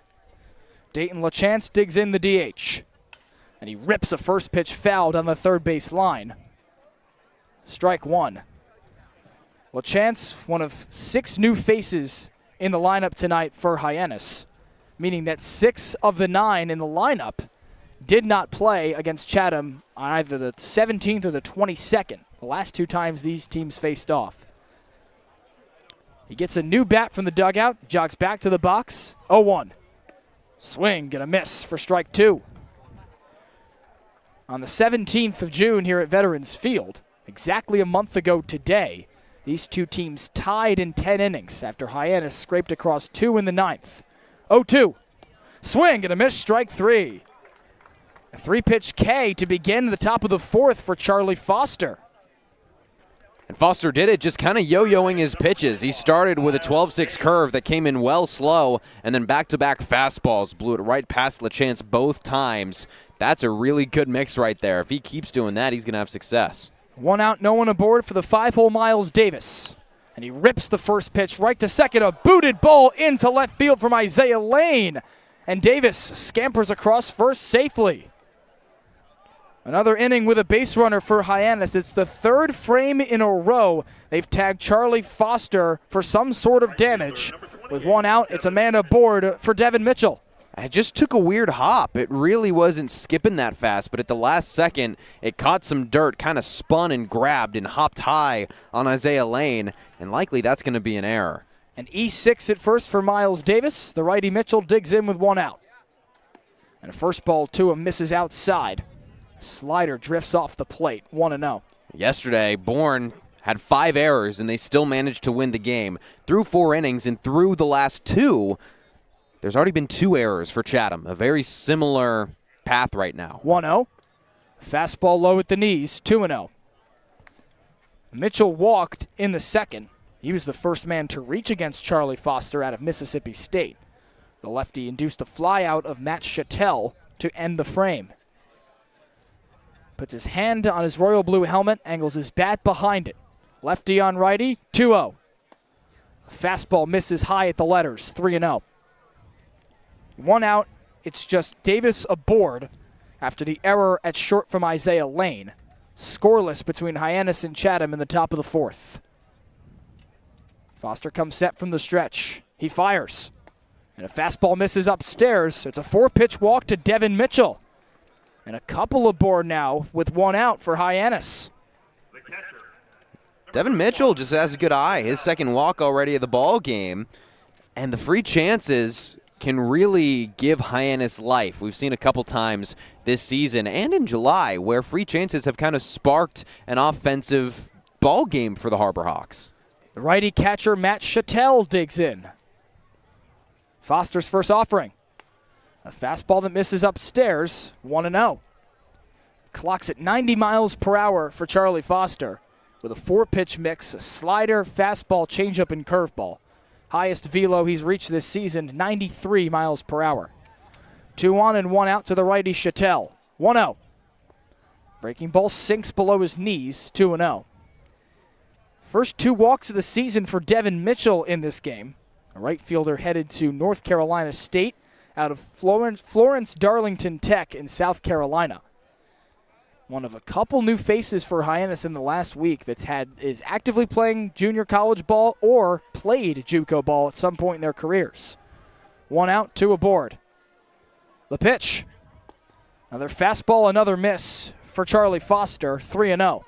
And his last 7 pitches have been outside. They just really haven't been competitive. Talk a lot about competitive misses, especially with Hyannis right now. But Charlie Foster kind of with the same fate. The lefty comes set. He delivers. A 3-0 right down the heart for strike one. Goes to the fastball. That's the pitch that you need to locate. That's the one that you need to depend on in situations like these. Fastball isn't dialing to the same velocity it normally does in those low 90s. 3-1. Fastball catches the inside corner. Runs the count full against Matt Chattel. Rising senior, a native of Stoneham, Massachusetts. Began his career with Merrimack. Comes from North Shore in the NECBL. Off go the runners on 3-2. Fouled back to the backstop, so we'll do it again. 1 out, 2 guys aboard for Hyannis. Miles Davis reaches on the error after the strikeout of Dayton LaChance began the inning. Devin Mitchell walked for the second time today on 4 pitches. Scoreless game between Hyannis and Chatham in the top of the 4th. Foster set from the stretch. Chattel digs in from the righty box. The lefty's 3-2. Scooped into right field. Ashton Larson under it. He gloves out number 2. Skips a cutoff throw into Isaiah Lane as Charlie Foster is a strike away from avoiding damage for the second consecutive frame. No thoughts of tagging there for either base runner. It was just too shallow and right. And Miles Davis might have been able to squeak into third base, but no need right now to do that. They've still got one in scoring position, and a hot Owen Prince coming to the plate. Well, last inning, the damage started against Charlie Foster with a leadoff double from Owen Prince, shot the other way on the first pitch of the inning. He digs in, lefty on lefty, 2 outs, 2 aboard. Foster's first ball, a breaking ball that dips below the knees for ball 1. Owen Prince, another new face, activated yesterday out of the Virginia Military Institute. A rising senior at VMI. 1-0. Another breaking ball. It skips into the catcher, Cade Arambidi. 2-0. Top 4 still scoreless between Hyannis and Chatham. But the Harbor Hawks have brought a couple runners to the base pass in each of the last 2 frames, including this one. 2 outs and 2 on. 2-0. A fastball catches the inside corner. Strike 1. We saw the speed from Owen Prince on that double. Went the other way, trickled all the way to the foul pole and left, and stretched it into 2. The 2-1. A fastball misses inside from Charlie Foster. 3-1. It looked like Owen Prince was taking that the entire way. He literally didn't blink, just kept looking straight at Charlie Foster. With a 2-1 count, I'm surprised, but I guess he's got something really specific he's looking for. Lefty on lefty. Foster's 3-1. Ripped right back up the mound and in the gap into center field. Jackson Freeman fields it. Miles Davis gets the wave. The cutoff to the pitcher is late as Davis glides across home plate for the first run of the game for Hyannis. Stay hot, Owen Prince. It's a double and a single for the rising senior out of VMI. And the latest has Hyannis out in front. Well, it looked to be a pretty ambitious wave around for Mitch Carricker to begin with because it was a late jump from Miles Davis. He kind of stalled before making his move to third, and Jackson Freeman got a good hop in center, but the throw was still well late. The righty Ray Velasquez. It skips into the catcher, Cade Arambidi, and each runner will advance. It was Devin Mitchell at second. He chugs into third, and after the RBI single, Owen Prince to second base for a second straight inning. A double and a single for the center fielder, and Hyannis takes a 1-0 lead here in the top of the 4th. Still 2 outs and 2 on for Ray Velasquez. A rising senior out of Austin Peay struck out in the 3rd as the first out of the inning. Lefty on righty. Charlie Foster trying to avoid more damage. And a 1-0 scoots inside. Velasquez lifts his arm out of its way, but it's 1-1. Velasquez in the middle of a very difficult patch. That's his 8th strikeout in his last 30 at-bats. Just 2 hits across that span. 1-1. Another fastball drifts inside, 2-1. We heard Mitch Carricker, the manager for Hyannis, say pregame that despite the funk for Hyannis, a 5-game losing streak, there were positives to take away. 2-1. The breaking ball fails to clip the inside corner, 3-1. I imagine, Graham, the same holds true for Ray Velasquez. Yeah, he's just got to keep grinding. He's got to keep battling. He had such a hot start to the season, was working a 6-game hit streak like it was nothing, and then just went cold. 3-1 breaking ball misses inside. Velasquez chucks the bat towards the first base dugout. Drops the protective gear with a walk. Bases are loaded as Hyannis flips the order here in the top of the 4th, already up 1-0. And that can help tremendously, just drawing a walk and getting over to first base. That's only the 2nd walk that Ray Velasquez has drawn in the month of July. More than the 4th. He drew quite a few back in June. But he just hasn't had the same kind of eye in July. He drew 3 walks through his first 2 games. Chatham's catcher, Cade Arambidi, out of LSU, initiates a mound visit. And he pats his starter, Charlie Foster, on the back and walks towards second base. Chatham's got a lefty in the bullpen in left field, Cam Johnson, 2-year Chatham A, transferred from LSU to Oklahoma. A lefty, Charlie Foster, is on the mound, and a fellow SEC conference member. First pitch to Jake Schaffner. A breaking ball that locates on the outer corner for strike 1. Schaffner's already up for a 3rd time here in the 4th. He was hit by a pitch the last time up. 0-1. Swing, get a miss. 0-2. Schaffner's ahead of the fastball at 87. Sits low 90s for Charlie Foster. In this game, it hasn't cracked 90. 0-2. Breaking ball sails above his letters for ball 1. Charlie Foster has just kind of been all over the place. He's totally lost his command with every pitch. The breaking ball can't locate, the fastball can't locate, and he doesn't have a dependable pitch. He rocks and throws. Schaffner flies the 1-2 into right field. Larson to the track at the wall. It's gone! Jake Schaffner shuffles towards second. It's a 3-run blast for Hyannis. And the Hawks have broken it open here in the 4th. 5-0. It's a grand slam for Schaffner.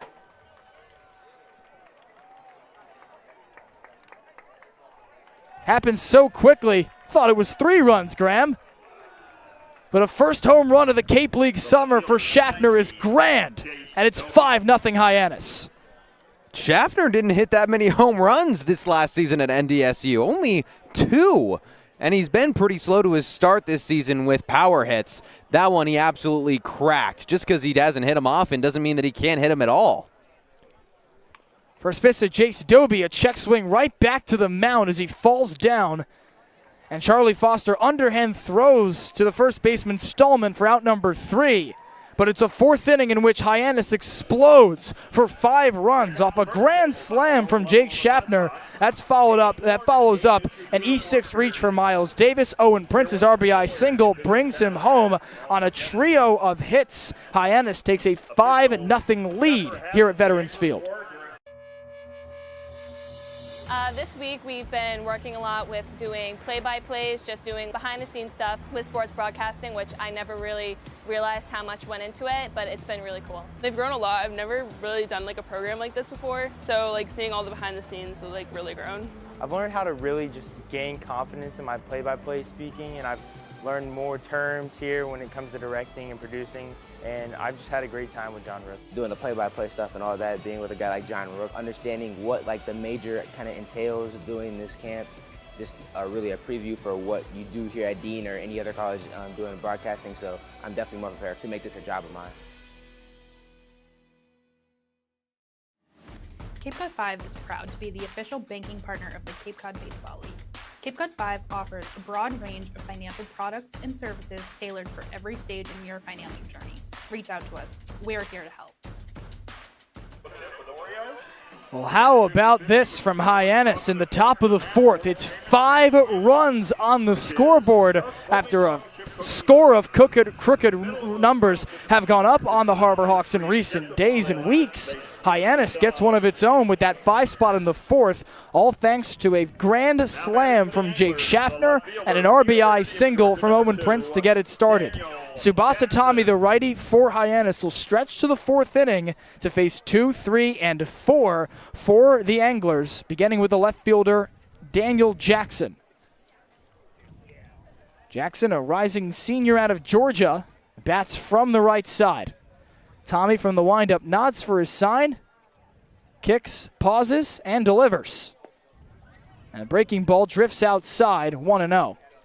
Graham, we said during the break that it felt like a long time for that kind of inning for Hyannis. It's a first grand slam of the summer as well. Yeah, we've said for a couple days now that it feels like Hyannis has just been unable to get the big hit, the bases clearing hit, and that was a big one from Jake Schaffner. 1-0.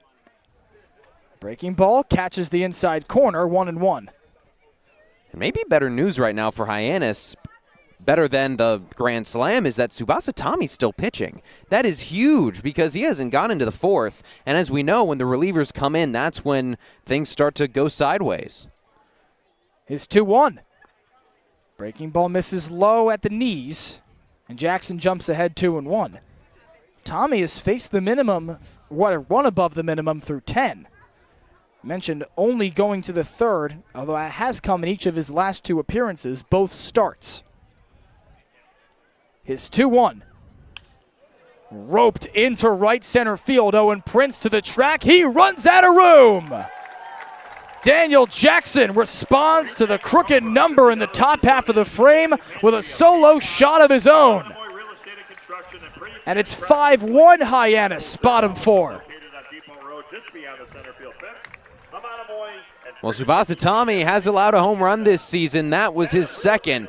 Just left a breaking ball right over the heart of the plate. And Daniel Jackson said, "Thank you very much. I will take that for a ride." And that's exactly what he did, pretty much to the deepest part of the yard as well, just a shade right of center field. Just now 3 home runs on the season for Daniel Jackson. The Georgia Bulldog has hit 2 of them against Hyannis. First pitch to the lefty, Jackson Freeman, is chopped towards short. Forehand field for Jake Schaffner. Clutch throw in time for out number 1. A wild couple of batters to come to the plate for each side in this game. 5 in the top half of the fourth for Hyannis. Now 1 with 1 out here in the bottom half of the frame for Chatham. And that's the kind of thing for Daniel Jackson that's a perfect response for Dennis Cook. Yeah, exactly. I mean, you're down and out, it looks like, it feels like. Grand slam is the most deflating hit, the most deflating home run of them all. And for him to come right back out and breathe life into this team, that's huge. A leadoff home run to begin at the bottom of the fourth. Reed Stallman, the lefty, chops it right back to the mound. Tsubasa Tommy races over and makes the play himself for out number 2. Step on first for the second out in a row. And 3 pitches for Tsubasa Tommy in this frame. A home run to Daniel Jackson to begin it. A ground out from Jackson Freeman, and then another ground out from Reed Stallman. And now after that whirlwind of a first couple of outs, it's Roman Martin, the 5-hole to the plate. And what I really respect about Tsubasa Tommy in this inning is that after he left the breaking ball right over the plate and was taken for a ride, he went right back to it in those 2 at-bats and got 2 ground balls. Breaking balls low in the zone. They were just weakly cued right back up the middle. 2 outs, no one aboard for Roman Martin. And he jumps on the first ball, sails it into right field, but Devin Mitchell's there at the track to glove out number 3. A rapid frame for Tsubasa Tommy, and a home run got it started for Daniel Jackson of Chatham. It's 5-1 Harbor Hawks headed to the top of the 5th. When you need to dig, lift, move, cut, or just about anything else, then dial up the Rental Source staffed with equipment and construction experts. They'll help you get the right machine for the job and make sure it's delivered when and where you need it. With locations across New England and the newest and most reliable inventory, Milton Rents is your local source. When I started teaching on the Cape 30 years ago, you could buy a house on a teacher's salary. But today, teachers, public safety officers, healthcare and hospitality workers, the people who make the Cape work, are struggling to find homes they can afford. And I really worry about the kids who will follow us. I think it's time we learn to do better. If housing on Cape Cod matters to you, join us at capehousingmatters.org. Time for the top of the fifth after a track meet of a fourth frame here at Veterans Field. Hyannis puts up a crooked number in the top half of the frame with a 5-run inning, courtesy of an RBI single from Owen Prince and a grand slam from Jake Schaffner. Daniel Jackson responds for Chatham with a solo shot to lead off the bottom half of the fourth. Now the first pitching change of the game, and what started out as a pitcher's duel with 3 consecutive scoreless frames from Charlie Foster and Tsubasa Tommy. And the lefty comes out for another lefty and a fellow member of the SEC in Cam Johnson. A 2-year Chatham A. Johnson struggled mightily last year when he was here in Chatham, and also struggled at LSU that spring coming in, transfers to Oklahoma, and actually does quite well for the Sooners. 10 appearances, 7 of them starts for Oklahoma, a 2-0 record with an ERA of 5.57 and 21 innings pitched. That's down from a 12 ERA in just 9 innings for LSU as a freshman. He makes appearance number 5 here on Cape Cod, with a 16.2 ERA through 3 1/3. So he struggled yet again here in Chatham, but it's a first pitching change, Graham, induced by something we haven't seen from Hyannis in a very long time. Yeah, the bases clearing hit. It's been a very, very long time. We haven't seen the grand slam at all this season, but like we talked about and like Mitch Carricker said, they felt like they have been right there. Hyannis has been on the doorstep of the bases clearing hit, the crooked number on the scoreboard, and it gets just that with Jake Schaffner, a guy who has been very consistent but has not had that kind of hit in this season yet. Lefty Ryan McKay to the plate, 3, 4, and 5 for Hyannis to face the new arm in Cam Johnson. The lefty comes home and fires a fastball right down Broadway at 97, 0-1. It's a bit of a different look from Charlie Foster. He was maxing out around 89, 90 with his fastball. McKay 0 for 2 today thus far in the game. Johnson's 0-1. Another fastball. This one dips below the knees, 1-1. Again, 97 on the clock. Carson Yasa entered the game for Hyannis the last time these two teams met at Veterans Field exactly a month ago today. A 1-1 from Johnson. And a check swing from Ryan McKay on the appeal to third. He did not go around, so it's 2-1 on the low ball. And Yasa topped out at his season high in that game, 99 miles per hour. Also the highest total we've seen in a game, so Johnson could get close to that here.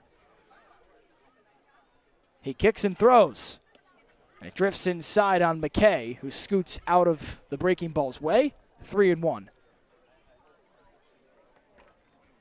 Nobody on, nobody out in the top of the fifth. It's 5-1 Hyannis, with all the scoring coming in the top half of the fourth for the Hawks against the A's. Johnson with his glove in his face, takes a breath, kicks and fires. And it hits McKay in the back.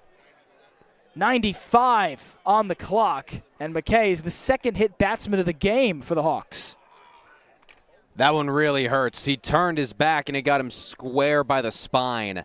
And he's walking it on. He's now jogging it off over to first base. That's the first time he's been hit this season with Hyannis.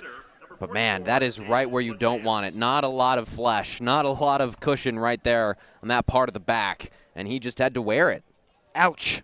Yeah. To say the least. And Johnson has thrown hard in each of his first 5 pitches.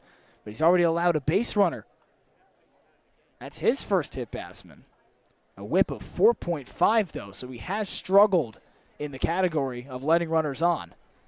The DH, Dayton LaChance, digs in for a third time with a couple of strikeouts in his prior appearances. And a first pitch fastball from Cam Johnson locates on the knees, 0-1. Ryan McKay at first, nobody out. In the top of the 5th inning, it's 5-1 Harbor Hawks. And the righty Dayton LaChance digs in. The lefty Johnson comes home, and LaChance fouls it back to the screen. For LaChance, he's headed to Oklahoma to become teammates with Cam Johnson, a native of Sherbrooke, Quebec, an incoming transfer to the Sooners from McLennan Community College in Waco, Texas, just a few miles from Baylor University. Lefty on righty, as the lefty Johnson throws to first, and Reed Stallman throws it back as McKay scampers home safely. LaChance in the righty box. Twirls the bat towards Johnson, now holds it high beyond his navy blue helmet. Johnson's 0-2, swing and a miss, strike 3. Tries to dig out the breaking ball low and away from Johnson, and it's a first K of the outing for the lefty. Yeah, really pretty slider there. Kind of started high and away and then bent right down to home plate. Came in pretty quick as well, and Dayton LaChance bit on it. He's now struck out 3 times in his 3 at-bats. 1 out and a man aboard as that man, Ryan McKay, slides back in safely after a check from Cam Johnson. It's Miles Davis up for a 3rd time in this game. And he was the first run to score for Hyannis in that top of the 4th, as it now leads 5-1. Johnson set, and first he throws over to the first base bag as McKay jogs back in safely. He was hit by a pitch to start this top of the 5th. Dayton LaChance just struck out for the 3rd time in this game. 5-1 Hyannis lead in the top of the 5th inning. First pitch to Davis, skips by the catcher Arambide. He doesn't know where it is. McKay turns around third as the ball drifts all the way to the backstop, and McKay chugs into third, 90 feet from run number 6 for the Hawks on an error from this battery of Cam Johnson and Cade Arambide. Well, that's wild pitch number 2 for Chatham pitching. That's the first for Cam Johnson. Charlie Foster had one back in the 4th, but 2 wild pitches in as many innings. That is going to be costly. That's to go along with an error in the 3rd inning from the catcher Arambide. 1-0 to Miles Davis, 1 out, a man on 3rd. The pitch chopped right to Cam Johnson, turns and looks at 3rd, but defers to 1st, where Reed Stallman makes out number 1, or rather run number 2. Yeah, it was really professional from Johnson, just waiting, peering over at Ryan McKay, making sure that he didn't try and go anywhere. And that's a really big 2nd out. Now the infield can go back to its normal position, not pinch as much, to try to squeeze something out if Ryan McKay did go on a ground ball. Now Devin Mitchell, with 2 walks in this game, sets in for a 3rd time. Ryan McKay on 3rd, 2 outs. And a first pitch breaking ball from Johnson misses low and inside. Well, Mitchell hadn't walked at all this season. The rising junior out of NC State, incoming transfer to the Wolfpack from Florence Darlington Tech in South Carolina. 1-0. Chopped to 3rd. Backhand field for Roman Martin. Across the diamond with a stretch from Reed Stallman at 1st. He keeps a 0 on the scoreboard. Cam Johnson hits the first batter he faces. A wild pitch later, he ends up at 3rd, but Ryan McKay stranded with 3 straight outs on a strikeout and a couple of ground outs as we had bottom 5, a 4-run lead for Hyannis over Chatham.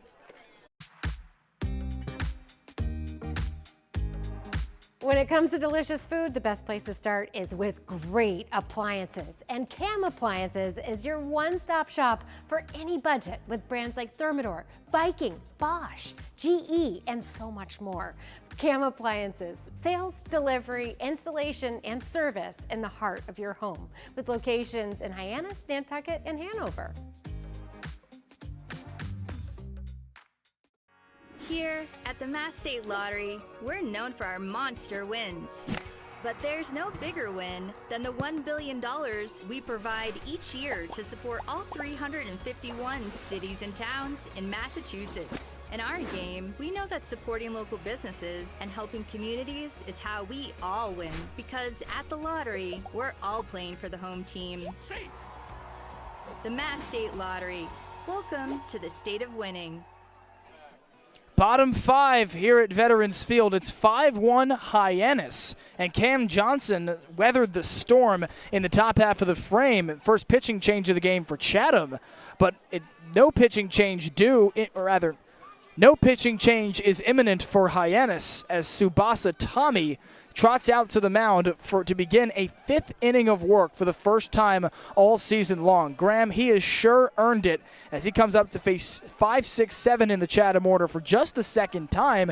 He's only allowed that home run to Daniel Jackson and struck out 4 with just 1 walk. Yeah, it's been a really, really clean performance from Tsubasa Tommy.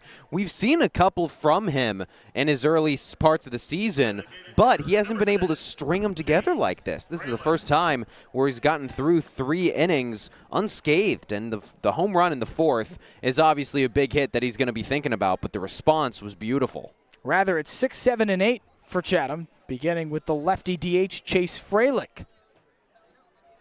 An Auburn Tiger grounded out in his first time up. The righty Tommy kicks, pauses, and fires. The first pitch breaking ball drifts outside, 1-0. Tommy has got a bit of a pause at the top of his windup, as you heard. He comes set from the windup with no one on base, turns his body towards third, pauses, and fires.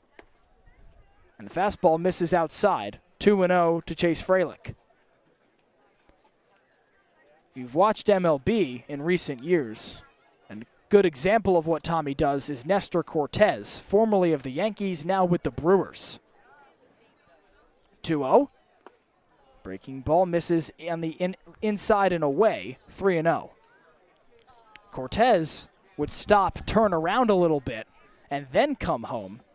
Tsubasa Tommy only stops momentarily at the top of his windup as he kicks and then fires. His 3-0. A breaking ball locates on the inside half for a first strike of the count. Tommy is only stretched as far as 3 innings this season, as this is appearance number 6, start number 3 in a row, and his first time pitching in the 5th. A 3-1. Another breaking ball on the outside corner to run the count full. Normal defense for the infield, with the center fielder Owen Prince shaded slightly towards left center. Left fielder Jace Doby towards the alley. 3-2. Chopped foul into the Hyannis dugout. Looks like it nicked one of the Harbor Hawks. Nobody out, nobody aboard for Chase Freilich. Unfortunately, everybody's okay. I think it might have nicked Mitch Carricker. I think he might have gotten the manager, but he kind of threw up his clipboard he's working with, and it just got a piece of that instead of his arm. Coach did play catcher, so he knows how to be tough. Played at Oregon and then at Fresno City College, where he now coaches. Righty on lefty. Tommy's 3-2. Breaking ball down the middle for strike 3. How about K number 5 of the outing for the right-hander Tsubasa Tommy to begin the bottom of the 5th? It's unbelievable. I mean, he looks so solid, so consistent. And that's his second backwards K. The second time he's gotten a batter to go down looking. He's really having a magical start. His longest outing to date, most strikeouts in a game for him. The home run to Daniel Jackson was the first hit of the game in the 4th. First ball to Isaiah Lane. A breaking ball that drifts inside but clips the inside corner for strike 1. And Tsubasa Tommy's only got community college experience. He began his career at Herkimer Community College in New York, and then played this last year at Pima Community College in Arizona. His 0-1 misses low and away for ball 1. I can guarantee you that the Hawaii pitching staff is absolutely loving what they're seeing from Tsubasa Tommy, just mowing down these Power 4 players. 4.91 ERA coming into the game. That's due to lower should he not allow any more damage here. 1-1. Sorted back to the backstop from Isaiah Lane. The shortstop bats 7th for manager Dennis Cook tonight. Flew out in the 3rd, but has fought off a couple of pitches in a row from Tsubasa Tommy. It's 5-1 Hyannis, bottom 5. 1 out, no one aboard for the shortstop out of San Diego. Been with Chatham since day one here in 2025. A righty digs in. Tsubasa Tommy atop the bump. He comes home on 1-2. And a breaking ball drifts outside, 2-2. 77 miles per hour on the clock for Tsubasa Tommy. A three-pitch mix that features a slider, a curveball, and a fastball. Only gets as high as 85, but it's located for him tonight.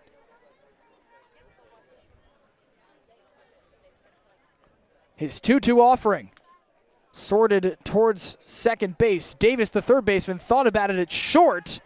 And Jake Schaffner throws low and in the dirt for Ray Velasquez. And the runner reaches for Chatham. A bit of a gaff at shortstop as Miles Davis, the third baseman, came over. But Schaffner's throw is late. And it was bang, bang. It was really, really close over at first base. But they say that Lane was safe. And, yeah, I think this just speaks back to the fact that these guys don't really have that much time playing together. They really are still trying to figure out how to communicate with one another, especially on those kinds of plays where it's in the middle ground. Either Schaffner or Davis could have easily gotten there. Lane's got the speed to leg those kinds of balls out. Hasn't stolen a ton this season, just 3 for 4. First pitch to Gavin Gallagher, golfed, fouled on the first base line. Isaiah Lane aboard first, 1 out here in the bottom of the 5th. It's 5-1 Hyannis. This is a Chatham team that a month ago today here at Veterans Field in a June 17th 7-7 tie between these teams went up 5-0, and the A's relinquished the lead to force extras after Hyannis scraped across 2 in the 9th. A key RBI single from Matt Mura, now of the St. Louis Cardinals, but then of the Hyannis Harbor Hawks, sent it to the 10th. 0-1 count to Gavin Gallagher out of UNC. 1 out, a runner aboard. Tommy nods for a sign and fires. Breaking ball right down the heart for strike 2. Tommy, he's responded really well every single time that he's allowed a base runner. The walk to Gallagher, he responded by striking out the next batter after the home run, retired 4 in a row. And right now, up 0-2, looks no different. Comes set from the stretch, looks at his glove and throws. And the breaking ball just misses that outside edge of the plate. 1-2. Gallagher walked his first time up in the 3rd. This is only Tsubasa Tommy's 2nd time facing the Chatham order, as he's into the 5th. The righty fires. A 1-2, scales away from the plate, 2-2. And it feels like the curveball's starting to get a little bit away from him. The slider has looked really strong. It's really flat today, but on those 12-6 movements, they're just diving a little bit more. He's just short. Check over on Lane at first. At the plate, Gallagher, the most outstanding player of the 2025 Chapel Hill Regional in the NCAA tournament for a UNC squad that made the Supers and was eliminated by Arizona. 2-2. Before it, it's a check at first. Velasquez nearly applied the tag in time. Gallagher also the most outstanding player of the 2024 Chapel Hill Regional with a walk-off grand slam to beat Long Island and advance to the Supers. Righty on righty, the 2-2. Golfed into right field. Devin Mitchell backs and fires as he makes the catch and cuts it off with Ryan McKay. He was into his crouch and looked like he was ready to pounce on a throw to first as Isaiah Lane had a healthy lead, but he scampers back in time. So 2 outs here in the bottom of the 5th for Cade Arambidi, the catcher. And probably a good decision there not to try it over at first, because while Lane was pretty far over to second, he was very aware that Mitchell was going to make that catch and was going to get back to first base. The only thing that could have happened there was Mitchell throws off target and then allows Lane to take second. First pitch swinging from Cade Arambidi. He swings right through a fastball from Tommy, 0-1. 2 outs, just Lane aboard after the single. Chase Freilich began this bottom of the 5th with a strikeout, and the Gallagher just flew out to right. 5-1 Hyannis, the score. Swing and a miss on 0-1 from Arambidi. He's already got a strikeout in the bottom of the 3rd. As Chatham stranded Gavin Gallagher after a walk. Tommy peers in for his sign, trying to avoid flipping the order. He breathes, Now throws. And a breaking ball loops outside for ball 1. Ashton Larson waits on deck. He is 0 for 2, but comes off a summer for Chatham where he was a Cape League All-Star before headed back to LSU. Infield shifts the righty slightly to pull. Aaron Beatty digs in. Tsubasa Tommy's 1-2. Breaking ball that just misses the outer half, and it levels the count 2-2. And he's pretty aware that those 2 misses back-to-back were just kind of off of his target. He's hopped up right back to the mound after releasing that, just acknowledging that it was a good pitch, just right not where it was. Lane leads off first. Deuce is wild. Sails above the letters of Aaron Beatty to run the count full. A gray sky still at Veterans Field, the lights fully on, as a now host of people have collected on the berm in the outfield. 2 outs, just a man on base. Tsubasa Tommy nods for his sign and comes set from the stretch. Righty on righty. The 3-2. Swing and a miss, strike 3. Tsubasa Tommy collects his 6th strikeout to strand yet another Chatham runner. First time stretch into the 5th for Tsubasa Tommy. Bases 1 above the minimum in the frame and keeps it a 4-run Hyannis lead headed to the 6th here at Veterans Field.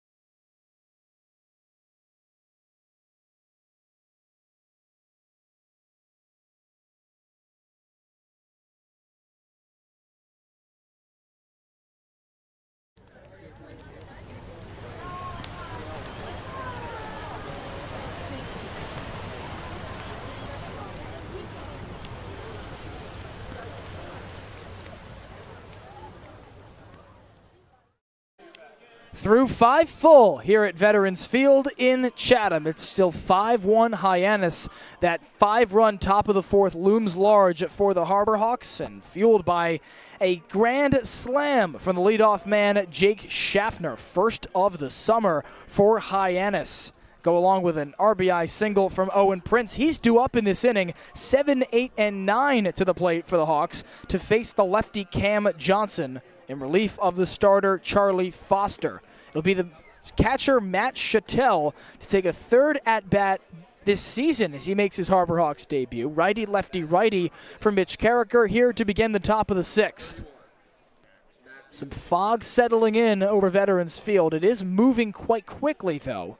On the flag and straightaway center from 3rd to 1st, it blows in that direction. Lefty on righty. Johnson's first ball. A fastball that locates on the outer corner for strike 1. Johnson's been sitting 95-97 with the heater. Oklahoma Sooner in Chatham for a 2nd straight summer. He kicks and deals. And Chattel chops it foul down the 3rd base line.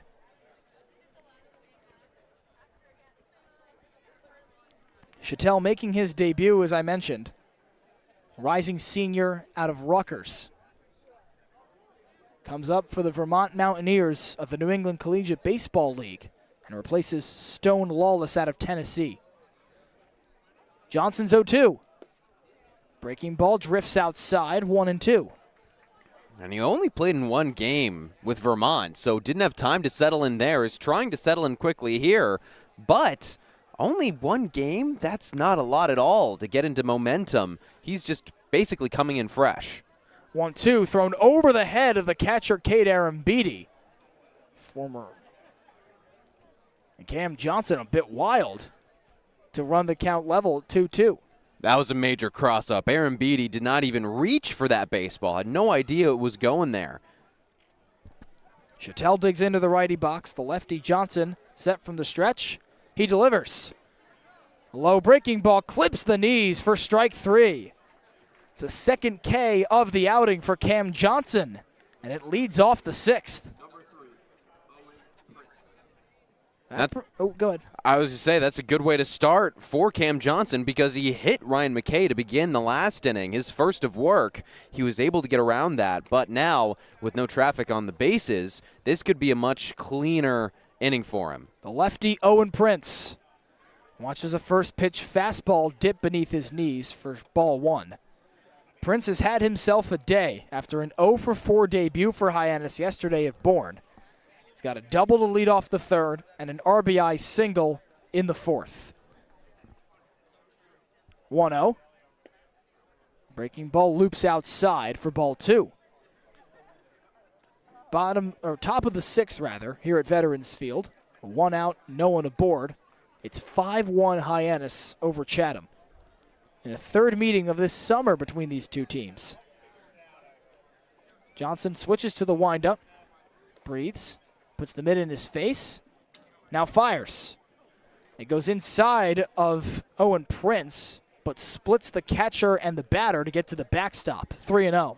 Cam Johnson is just kind of wild right now. He's really having trouble finding the zone. He threw one over his catcher's head a moment ago and then way outside. That one well inside. First 3-ball count of the inning for Johnson. It's a fastball right down Broadway for strike 1. 1 out, no one aboard, and Owen Prince at the plate. Haven't seen him steal yet, Graham, after he was 3rd in the country in steals a spring ago with VMI. Johnson throws, and a fastball locates on the outer corner, 3-2. I think part of the reason is he hasn't really had to. The one time he got a single and had the chance to steal second, he advanced on a wild pitch just moments later. So he hasn't had a really clean look, but when he gets one, I bet he goes pretty immediately.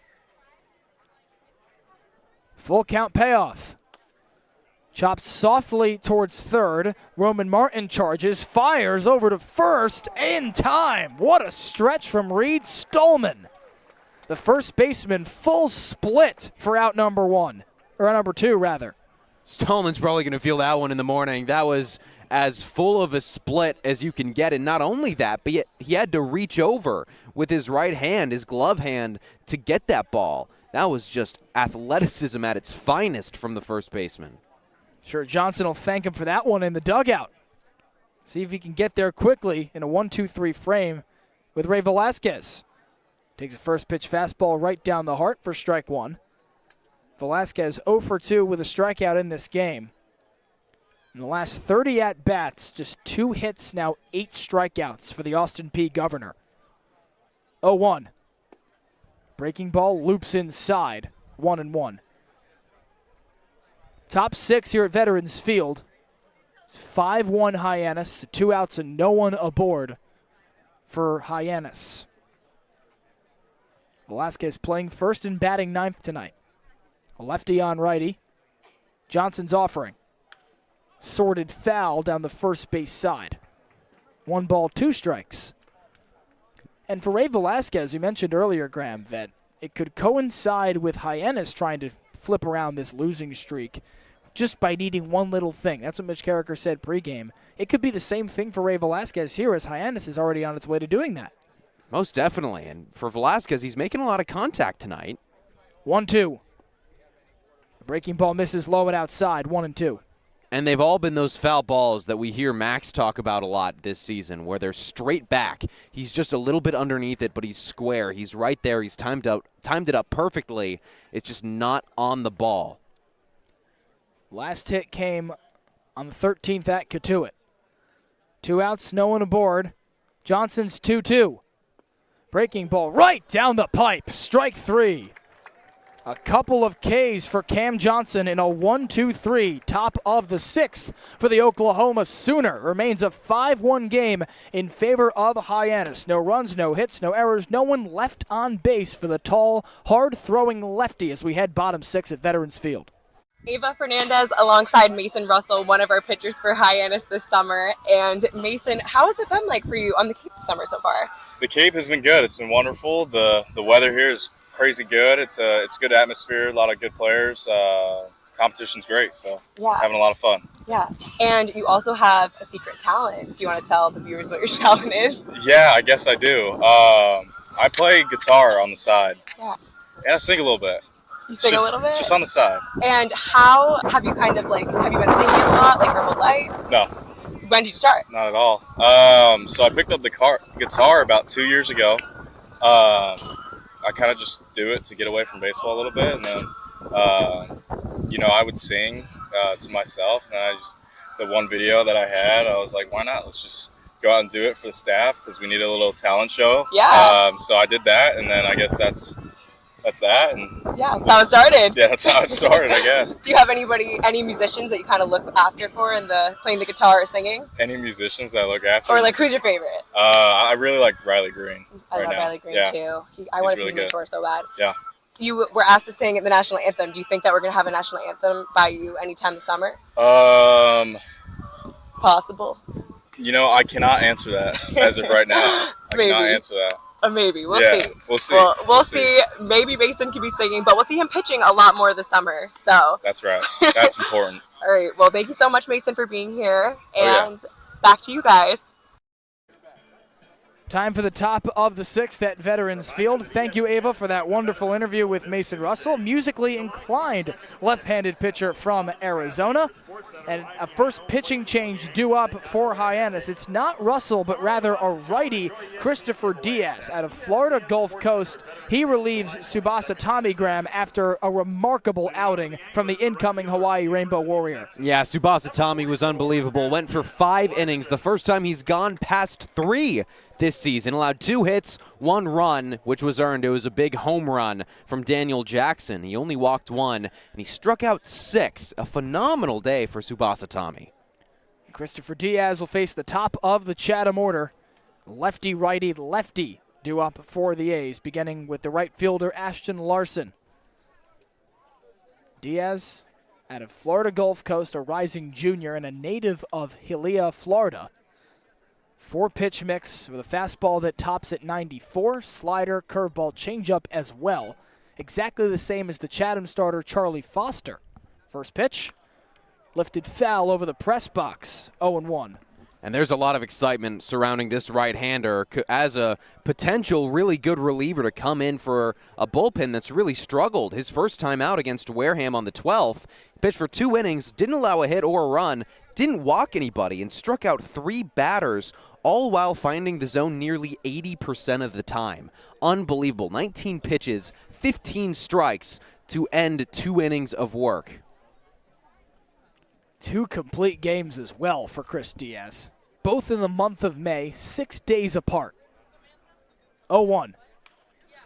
Lifted fair to short, bounces to Schaffner, a rolling throw late to Velasquez.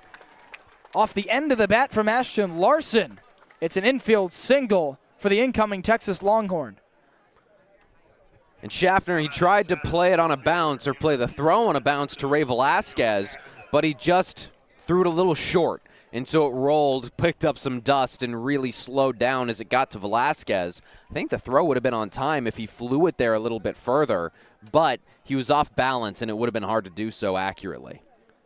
Here's the righty left fielder, Daniel Jackson. First ball to him, drifts outside, 1-0. Ashton Larson on first with no one out. The bottom 6, a 5-1 Hyannis lead. And it was Jackson that gave Chatham its 1 run in the bottom of the 4th with a solo shot to lead off the frame. Righty on righty. Diaz comes home. Swing and a miss. 1-1. Daniel Jackson looking for his 2nd home run there. Yeah, he was swinging for the fences, and I don't blame him. I mean, besides his home run, Chatham has been really, really quiet. The pitching has shut him down. So with that single from Larson, Jackson needs to try and continue a spark right now. He can't be an out. Swings through the 1-1 offering from Diaz, and he's down 1-2. And I think he's feeling a little swing happy for that reason. Trying not to be an out is oftentimes a worse mindset than trying to just get a hit. If you're trying not to get out, odds are you're going to strike out. 1-2. This one is launched into left center field. A sliding grab, and Owen Prince Gloves out number 1. A long run. He was shaded towards the right center field alley. Scampers all the way to the left center field alley to rob Daniel Jackson of extra bases. I'll tell you what, that was quite the play from Owen Prince. A sliding grab with his right hand was kind of behind him, and he had to turn his shoulders at the last second to square up to that baseball. And it also kept Larson over at first. He couldn't tag. Now the lefty Jackson Freeman with a man aboard and 1 gone. Breaking ball from Christopher Diaz locates as Ashton Larson thought about the steal at first, but it's 0-1. Freeman out of Northwestern. The center fielder has been with Chatham since day 1. That's the key for this Angler roster, is that 4 of the 9 are day 1 Chatham Anglers. 0-1. Shot foul right down to the plate, 0-2. And for Freeman, it's been a very good entire length of the season here for the Anglers. Primarily in the outfield, primarily in the bottom half of the order. He leads Chatham in hits with 27. Hitless in this game, though, with a strikeout in the first. The righty Diaz from the stretch delivers an 0-2. Looped fouled on the third base line. It's 5-1 Hyannis in this bottom of the 6th. All 5 runs coming, rather all 6 runs from both teams coming in the 4th inning. 1 out and Ashton Larson on first after his leadoff infield single. Diaz with the glove at his belt, nods for his sign and delivers. Swing and a miss, strike 3. A late swing from Jackson Freeman to a breaking ball from Chris Diaz, and it's the first strikeout of the outing for Diaz. Well, we're seeing why Chris Diaz had such a good start against Wareham. He allows a single to Larson on a bouncing ground ball that could have been an out and responds very, very well. Puts one low in the zone to Jackson. He lines out to center field, and then Jackson Freeman just can't catch up to the heat. Here's the lefty first baseman, Reed Stallman. But first, a check over at first from Diaz on Ashton Larson. The 2 outs, just Ashton Larson on first base after the single led off the 6th. Fly out and a strikeout follows it up for Chris Diaz. First pitch, Larson thought about it. A swing and a miss on the breaking ball, 0-1. And the fastball is just by everybody right now. Stallman well behind, and it was a little bit inside as well, so could have been more of a defensive swing from Reed Stallman. But regardless, Diaz's speed is well up right now, and his placement is really impressive. Righty on lefty, Stallman has struck out and grounded out in this game. He takes an 0-1 on the upper half. It misses for ball 1.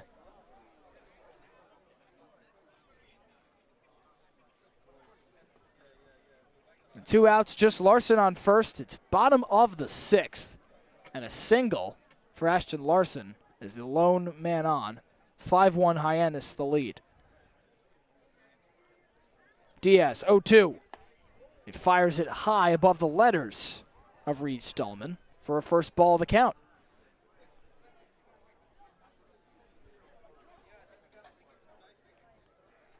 Diaz, a rising junior, a native of Hialeah, Florida, plays at Florida Gulf Coast. 1-2. Swing and a miss, strike 3. And he ends the frame with back-to-back Ks of Jackson Freeman and Reed Stallman to strand a leadoff single from Ashton Larson. We head to the top of the 7th with Hyannis still up comfortably. 5-1 Hawks.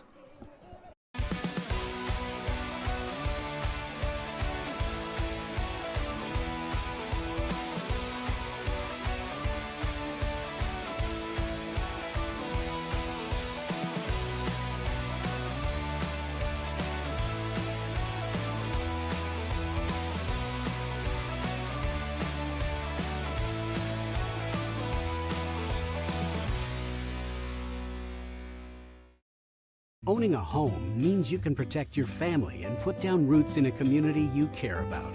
It gives you a place to celebrate the joys of daily living and be together during tough times. But for many on Cape Cod, home ownership is slipping further out of reach. Help make sure the American dream is available to the teachers, public safety professionals, and all the other people who make the Cape a special place. Visit capehousingmatters.org to find out more. Time for the top of the 7th at Veterans Field. The fog may be starting to roll in as it usually does here in Chatham, but Hyannis has rolled through the first 6 frames. It's 5-1 Hawks as we enter the 7th, and they'll flip the order to lead off with the shortstop Jake Schaffner, Graham, who changed this game with one swing of the bat. Yeah, grand slam back in the 4th inning made this a 5-1 ball game, or at the time 5-0, and Hyannis seemed to have all the momentum in the world, but since then, it's been a little slow. It's been a little quiet for the Harbor Hawks. Ryan McKay got hit by a pitch, worked all the way around to third on a wild pitch from Cam Johnson, who's still throwing, but Johnson has since retired all 6 batters that he's faced and has struck out 3. He has found form after a really poor start. The lefty out of Oklahoma, a 2-year Chatham A. Struggled mightily last year and did so in the 5th, but got out of it. His first ball to Jake Schaffner. A fastball that misses upstairs, 1-0. Schaffner's first home run on the Cape, indeed grand, and it comes at a time for Hyannis in which the Hawks haven't scraped across a lot of runs. The lefty digs in, Johnson peers in for his sign, puts his mitt to his face, and now fires. Breaking ball, scoots outside, 1-1. We've seen a lot of this from Johnson early on in innings. Command isn't there, but as he warms up and as he locates with his fastball, it all starts to fall into place like a domino effect. In 10 appearances for Oklahoma, 5.57 ERA, down from 12 a year prior at LSU. He fires a fastball inside on Jake Schaffner for ball 2. Schaffner took a walk outside the box. Now resets back inside it, taps the dish with his black bat, twirls it towards Cam Johnson, and rests it on his left shoulder. Johnson from the stretch delivers. And it's a low breaking ball outside. It was 3-0, and so Schaffner jogs to first with a walk. 4-pitch walk for Cam Johnson. That is not what he's looking for, but I think more notably, that's the 4th walk of the day issued from Chatham pitching. Hyannis has kind of been on the other end, the wrong end of walks as of late, but they're using their eyes really, really well tonight. Scoreboard was incorrect, showing 0-2. Home plate umpire Joe LaBella corrected it. Schaffner on first after the walk and a first pitch strike to Jace Doby. Doby in left field tonight. Surprisingly, given his debut, Graham hasn't reached base tonight. Out of Nevada, the rising senior was 4 for 4 with a walk the other night. And Johnson throws a breaking ball low and inside. In his debut 2 days ago at home against YD, 4 hits in his Cape League debut with an RBI single in the top of the 9th to go along with a walk to lead off the game. Schaffner's on first with nobody out. Johnson throws there after he was set from the stretch. The lefty just fires it back at first, and Schaffner's safe. Schaffner was really close there to being another pickoff.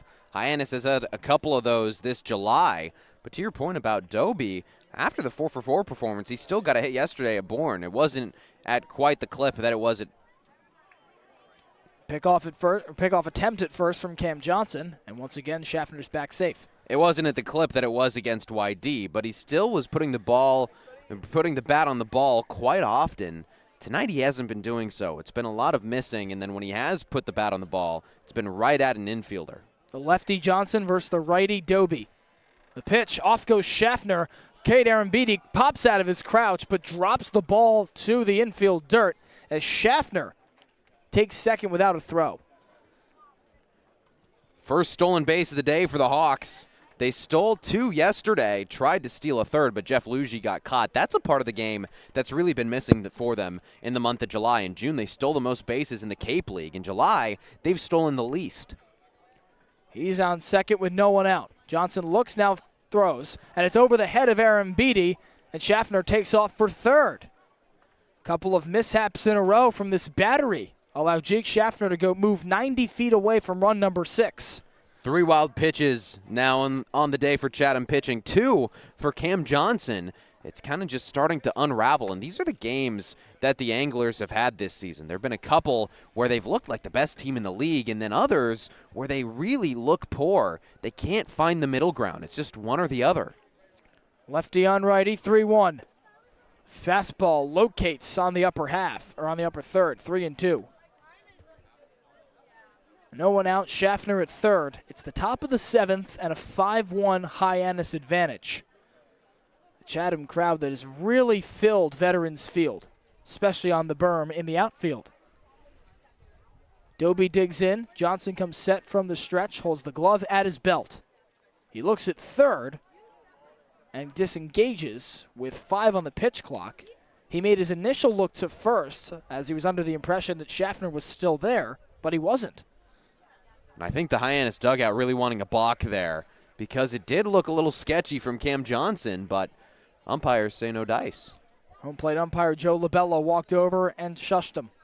3-2. Doby checks the swing, but it's a strike anyway. Third K of the out, rather a fourth K of the outing for Cam Johnson. And there's one gone here in the 7th.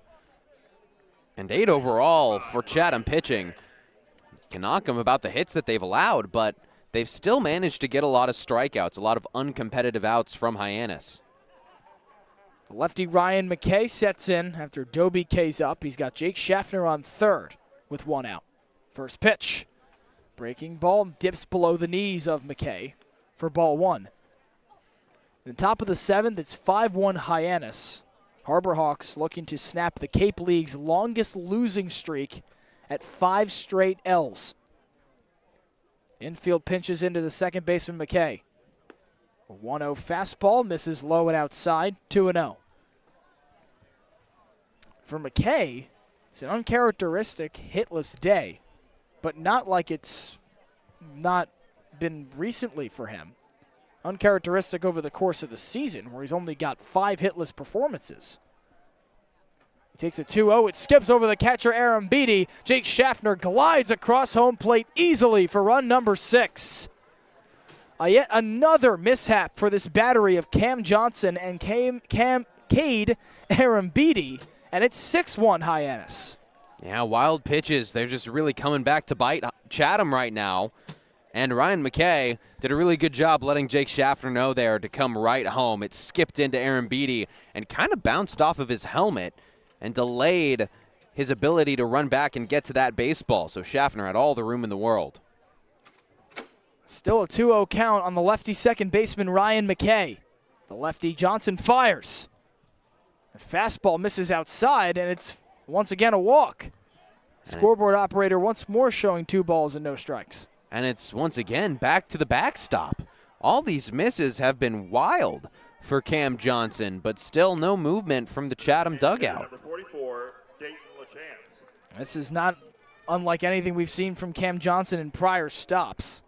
Last year in Chatham, he had an ERA over 15 with a very high walks-to-9 ratio of 6.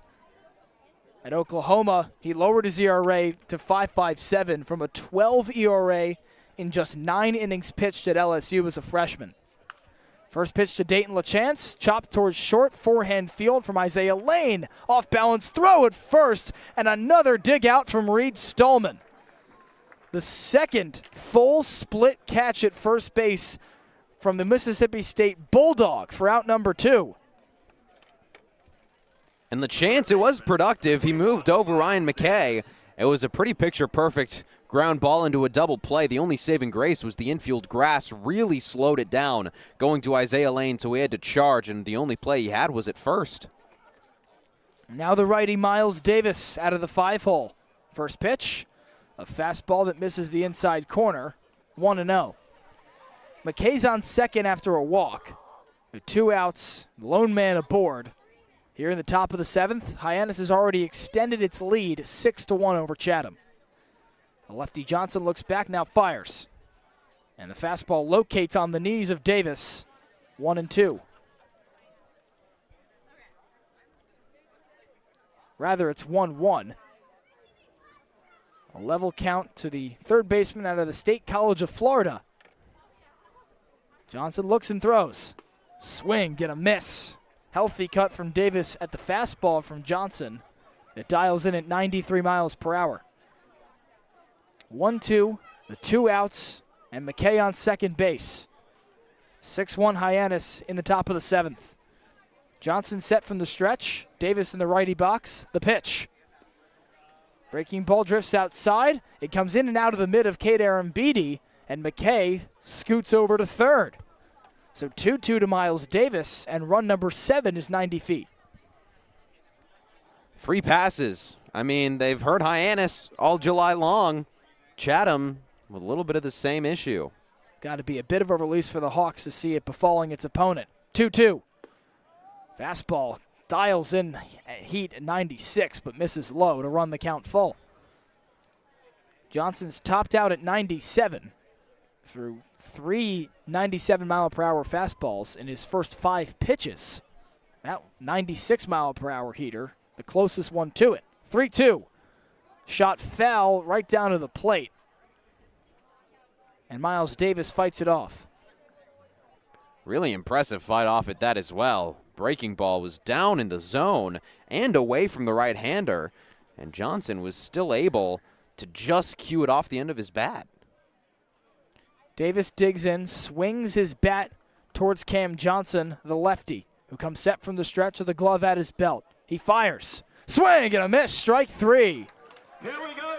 Cam Johnson has got a couple of strikeouts in the top half of the 7th. Hyannis does plate a run on a wild pitch to Jake Schaffner, and it's taken a 6-1 lead. Time to stretch on the Harbor Hawks Baseball Network.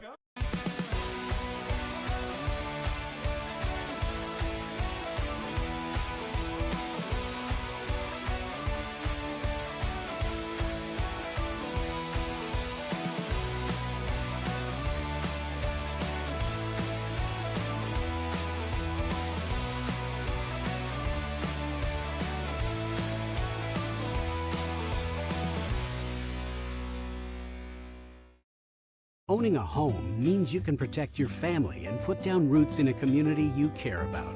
It gives you a place to celebrate the joys of daily living and be together during tough times. But for many on Cape Cod, home ownership is slipping further out of reach. Help make sure the American dream is available to the teachers, public safety professionals, and all the other people who make the Cape a special place. Visit capehousingmatters.org to find out more.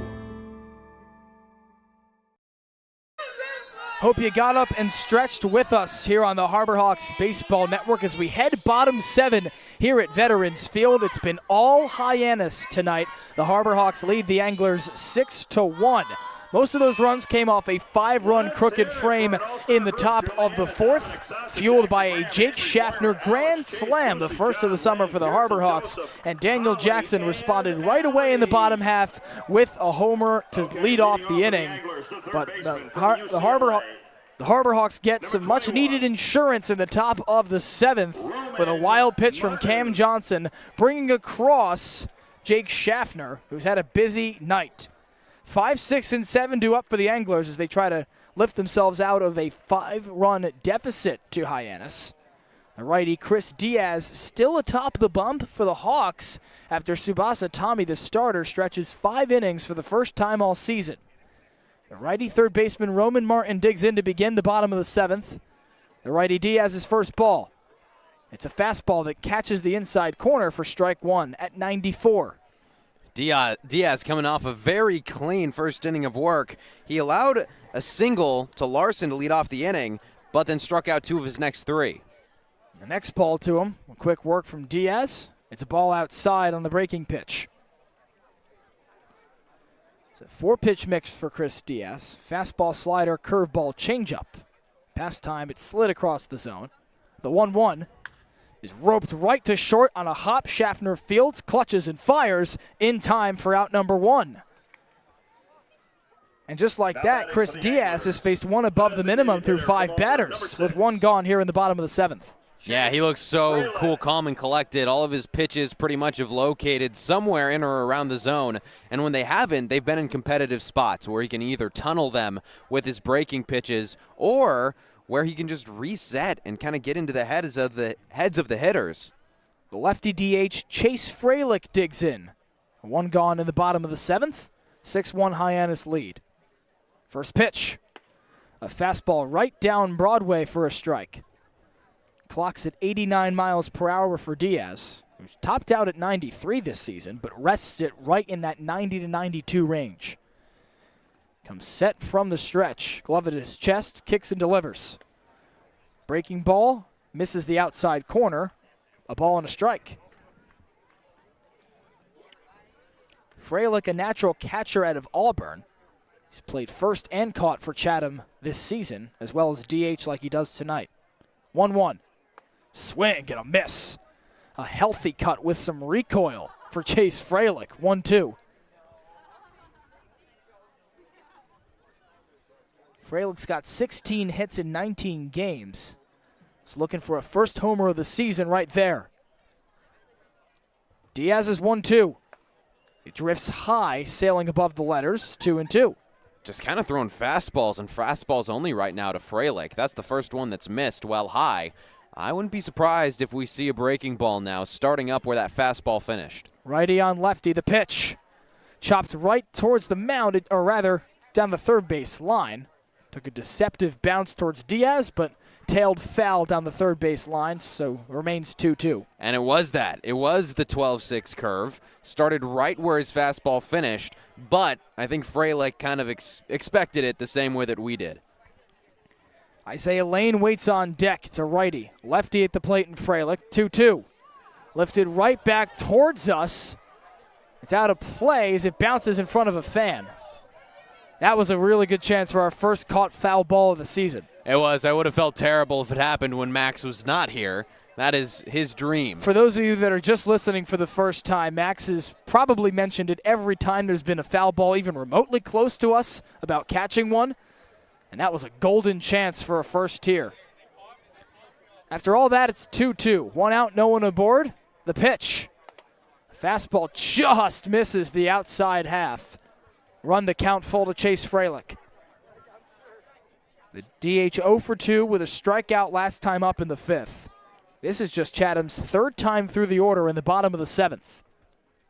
3-2. Misses low but the knees, and it's a full count walk for Freilich. Chatham's got its work cut out for it as Hyannis leads 6-1 in the bottom of the seventh, and Freilich trying to change it with the walk. And it's going to take more at bats like that one from Freilich. 8 pitches, and he didn't work the last 2 balls until the very end there. It was a lot of strikes early and then a couple foul tips, and he was able to stay in it. Now Isaiah Lane digs in with a runner on and 1 out. Singled his last time up in the fifth. Righty on righty. The pitch. Breaking ball just beneath the letters. Clips for a strike. Lane out of San Diego. A day 1 member of the Anglers. A rising senior. Transfer from Oklahoma after his freshman year. Diaz has his sign, nods for it, and fires. And the 0-1 ripped towards third. It chops into Miles Davis, throws high off the second base bag to McKay. The throw on to first, not in time, as Ray Velasquez caught it, but Isaiah Lane legs it out.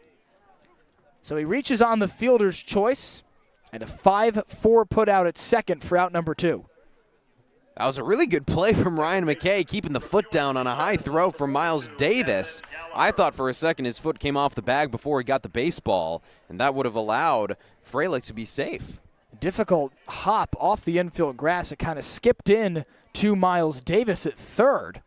And so he at least gets 1 out at second base. Now the righty Gavin Gallagher digs in. First pitch, a fastball that drifts inside for ball 1. Isaiah Lane takes the spot of Chase Freilich at first. He reaches on a fielder's choice after Freilich walked. Bottom 7, a 6-1 Hyannis lead here at Veterans Field over Chatham. 1-0. His shot foul right back to the mound. Diaz, a long run off the plate. He slips, and a scoop from Ryan McKay goes over the first base bag and by the dugout on the first base line. That sends Isaiah Lane over to third, and a difficult ball to field leads to a mishap from the second baseman McKay. Yeah, that was extremely difficult, and Chris Diaz gave it a grade A effort. Gavin Gallagher advances to second base as well. So now a pair in scoring position for Chatham as the tying run comes in the hole. Diaz gave it a great effort, but I think he honestly tried a little bit too hard because it made it harder for Ryan McKay to do the little scoop flip. Be a while to get to Jackson Freeman, or rather Daniel Jackson, who does represent the tying run. But it's the 9-man Cade Arambidi up to the plate for a third time. 2 outs, a couple in scoring position for Chatham. First pitch. Fastball locates on the inner corner, 0-1. Bottom 7, still 6-1 Hyannis, but Chatham with as much action as it's had all game long. Isaiah Lane on third, Gavin Gallagher on second. After the wild play a moment ago, we're still waiting for the score. Swing, gonna miss. Arambidi way behind the 0-1, and it's 0-2. So Gavin Gallagher is awarded a single, and Isaiah Lane advances to third on said single. Gallagher goes to second, while Lane is to third on that throwing error. 2 outs, just those 2 on. 0-2. Breaking ball, slides outside. 1 ball and 2 strikes. Arambidi comes into this at-bat off a couple of strikeouts. They haven't come at opportune times. Each time he is struck out, a runner was stranded later in that frame. A righty-on-righty matchup with Ashton Larson waiting to flip the order on deck. 2 outs and 2 on. The pitch. Breaking ball loops outside for ball 2. Hyannis dugout wanted it. Slides in at 83 miles per hour. And Joe LaBella, the home plate umpire, awards it to the batter. Arambidi squats into his crouch. Holds the bat on his right shoulder. Diaz set from the stretch. He throws. 2-2 golfed foul down the first base line. Feels like everything Chris Diaz is throwing right now, the hitters are just finding it. The fastball that time, well low in the zone, and still, Arambidi was able to get there. He just can't get it past him right now. 2-2 count to Arambidi, 2 outs, 2 runners on. 6-1 Hyannis in the bottom of the 7th. The pitch. Breaking ball loops in, strike 3. And Christopher Diaz strands a pair in the bottom of the 7th. A wild sequence for Gavin Gallagher, gets a couple of runners in scoring position, but a huge strikeout of Cade Arambidi for K number 3 of the outing ends the frame right there. Still 6-1 Hyannis headed to the top of the 8th inning here at Veterans Field. Here at the Mass State Lottery, we know there's no bigger win than the $1 billion we provide each year to support all 351 cities and towns in Massachusetts. Now that's how we all win. The Mass State Lottery. Welcome to the state of winning. This week we've been working a lot with doing play-by-plays, just doing behind-the-scenes stuff with sports broadcasting, which I never really realized how much went into it, but it's been really cool. They've grown a lot. I've never really done like a program like this before, so like seeing all the behind-the-scenes have like really grown. I've learned how to really just gain confidence in my play-by-play speaking, and I've learned more terms here when it comes to directing and producing, and I've just had a great time with John Rook. Doing the play-by-play stuff and all that, being with a guy like John Rook, understanding what like the major kind of entails doing this camp, just really a preview for what you do here at Dean or any other college doing broadcasting, so I'm definitely more prepared to make this a job of mine. Time for the top of the 8th in what's been an eventful game here at Veterans Field between Chatham and Hyannis. A 6-1 Harbor Hawks lead heading into the top half of the frame. We've got a new pitcher on the bump for Chatham, but first we welcome our sideline reporter / producer, and really a Swiss Army knife for us here on the Harbor Hawks Baseball Network. Sam Montag, welcome back to the booth. Thank you so much. Happy to be here, excited to be here, and glad that the Hawks are back in the right side of the game right now. It'll be 6, 7, and 8 due up to face J.J. Glasscock for Chatham. Redshirt junior at West Virginia. Had Tommy John surgery 2 years ago, didn't pitch his first season for the Mountaineers. But he comes into his redshirt freshman season, doesn't make a start, 12 appearances for WVU.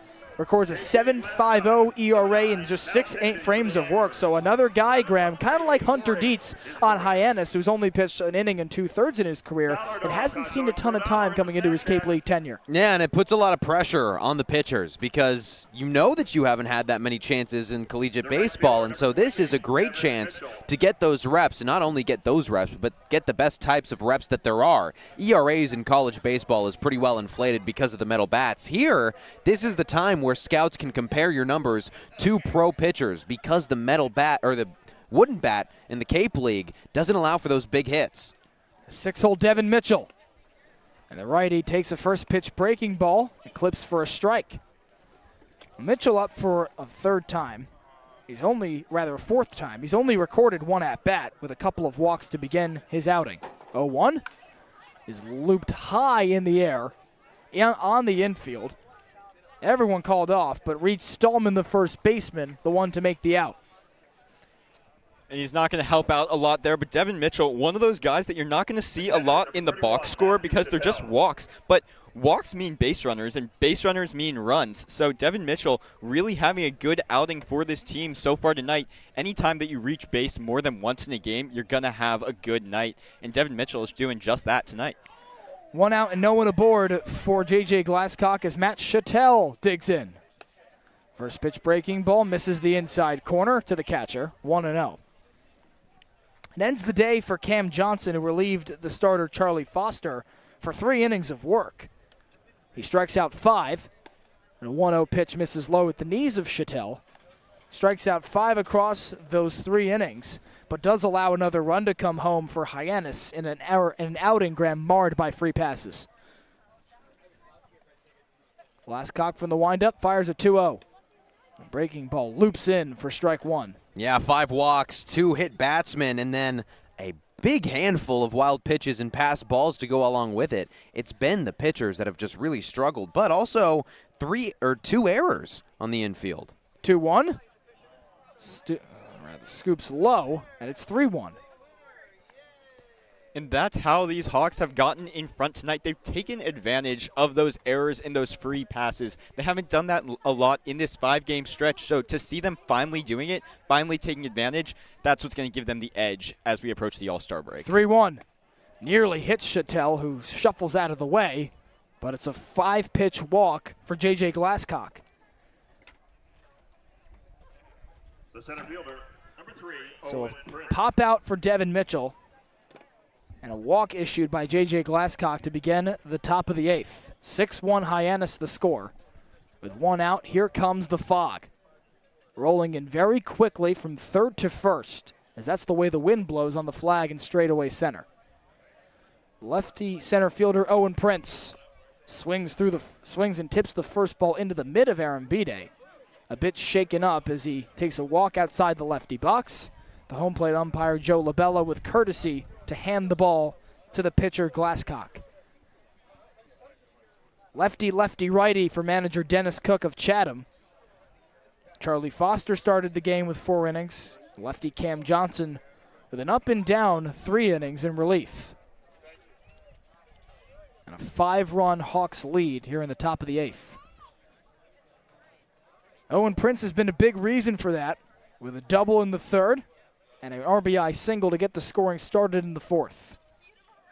Takes an 0-1 breaking ball on the inside corner to level the count. Also worth noting, Prince has had a phenomenal game in the field thus far. He really has been standout tonight, and it's really been his coming out game as he continues to dominate here tonight for the Hawks. Made a sliding grab in center field back in the 6th. 1 out, Chattel aboard after the walk. 1-1. Fastball sails at the letters, 2-1. Glasscock sitting around the 90 to 91 range on the fastball, after we saw Chris Diaz dial up 94 in that past frame for Hyannis. Already set from the stretch, he holds a glove at his pectoral. 1-1. And a breaking ball loops inside, 2-1. For Prince, still hasn't had the opportunity to steal after he was 3rd in the country with 46 steals and 59 attempts for the Virginia Military Institute. 2-1 is right down the heart with a fastball 2-2. That's the first pitch that has felt like has located in a while for Glasscock. He's kind of been all over the place, but that one was a really, really well-executed pitch on the lower part of the zone. 2-2. Rope towards third. It bounces off the first baseman, Reed Stallman, and with Prince's speed, he's in easily as Chattel heads to second. 1 out, now a pair aboard after another gaffe on defense from Chatham. And so a big opportunity here for Hyannis tonight, like we've been saying, has been the first night in a while where they've been taking advantage of those opportunities. And now they're going to need to really put the nail on the coffin. They're going to need to come through in this big 8th inning. They're going to need to put more runs on the board and possibly even end it here in the 8th. See how that play is scored. As a first pitch to Ray Velasquez is a ball outside.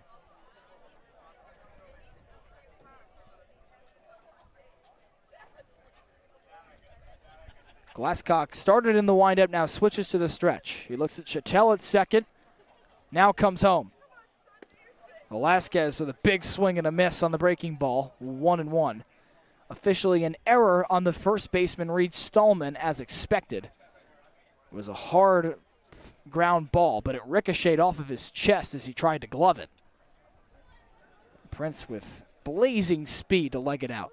1-1. Fastball locates on the inner half for J.J. Glasscock. That's now 4 errors for the Chatham Anglers in this ball game. One shy of Bourne's number yesterday, but the Braves were still able to pull out that win against Hyannis.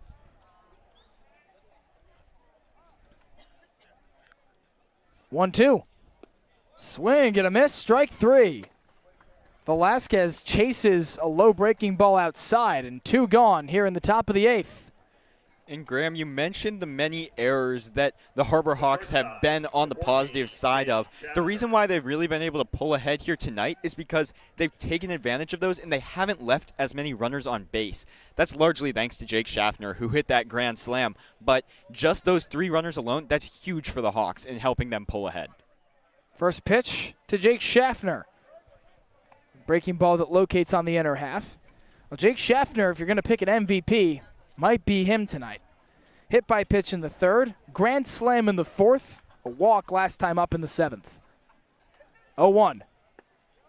Breaking ball, it dips below his knees. Schaffner started to check his swing, but it's 1-1. I think you're exactly right, not just for the reason of, oh, he had a grand slam, but because besides his grand slam, Hyannis has only gotten 1 hit with runners in scoring position. They are 2 for 11 on the day.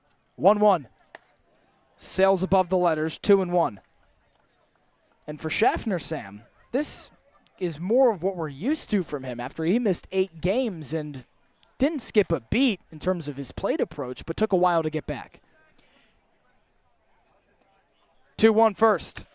Roped right back up the mound to second. A flip to the short way for Gavin Gallagher to end the frame. Sam, we'll finish that thought in the bottom half of the 8th as Hyannis strands a couple of runners along the base pass. J.J. Glasscock gets a couple of outs on a strikeout and a ground out after a walk and an error allows Chattel and Prince to reach. Bottom 8 here on the Harbor Hawks Baseball Network. 6-1 Hyannis over Chatham.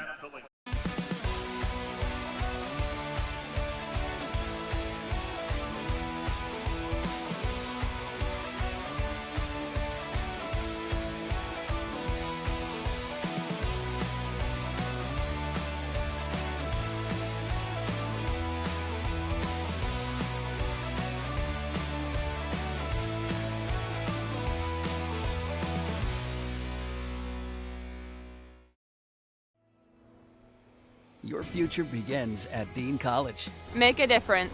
Leave your mark. Break the mold. Be a leader. Achieve unimagined heights. Believe in yourself. Make lifelong friends. This is your time. Your place. Your home. Your Dean. It all starts here at Dean College.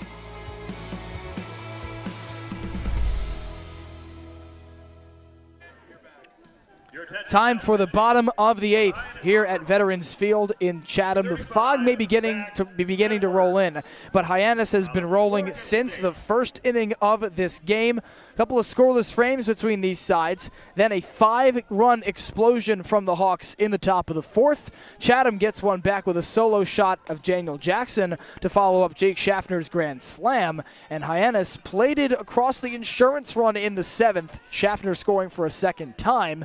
And now the Hawks take a 5-run lead into the bottom of the 8th to face the Chatham order for only the 4th time through in this game. A new pitcher atop the bump for Hyannis replaces Chris Diaz, and it's Zach Edwards. The righty out of Oregon State takes the spot of Diaz after Tsubasa Tommy, the starter, stretched 5 innings for the first time all season. Diaz goes just a pair, strikes out 3, a scoreless outing that features just 1 hit and 1 walk for the righty out of Florida Gulf Coast. Ashton Larson begins the frame. 1, 2, and 3 due up for Chatham.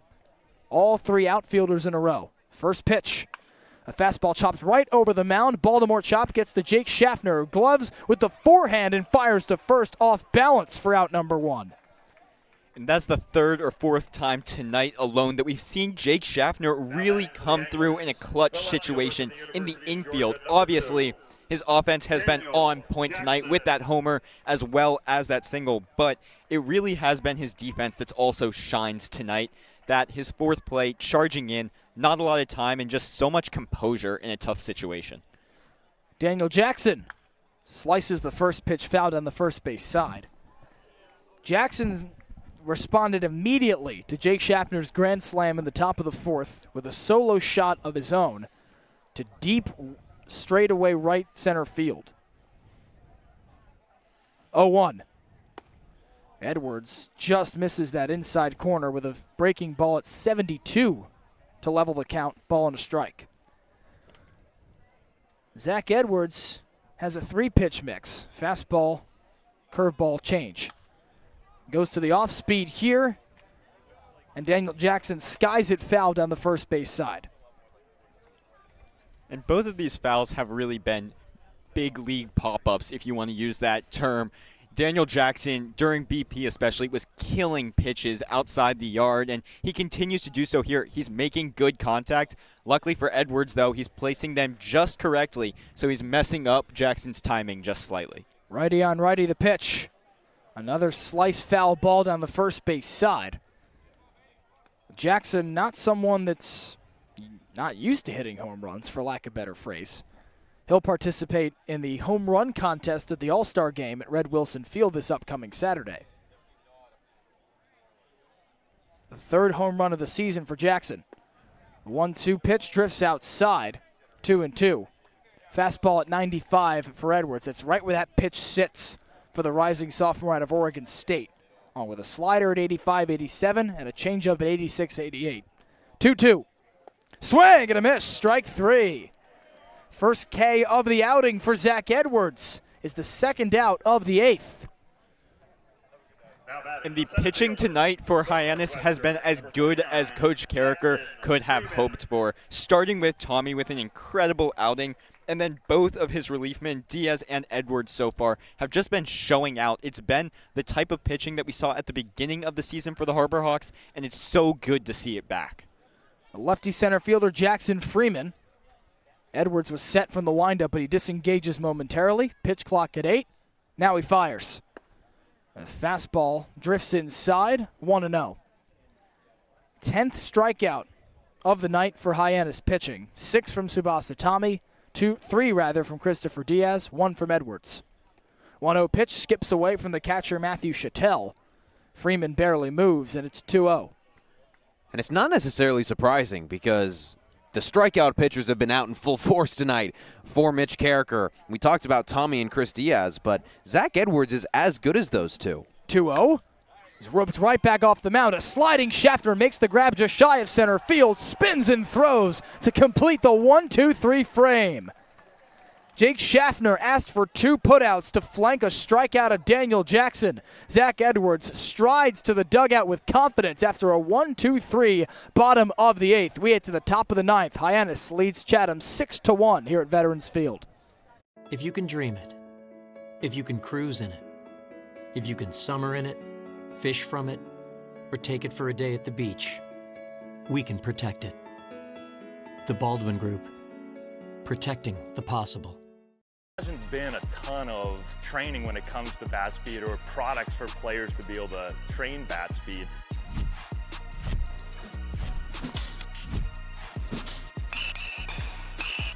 You can improve your bat speed and reach your goals working 10 to 15 minutes a day on this a couple of times a week. That's a no-brainer for every player.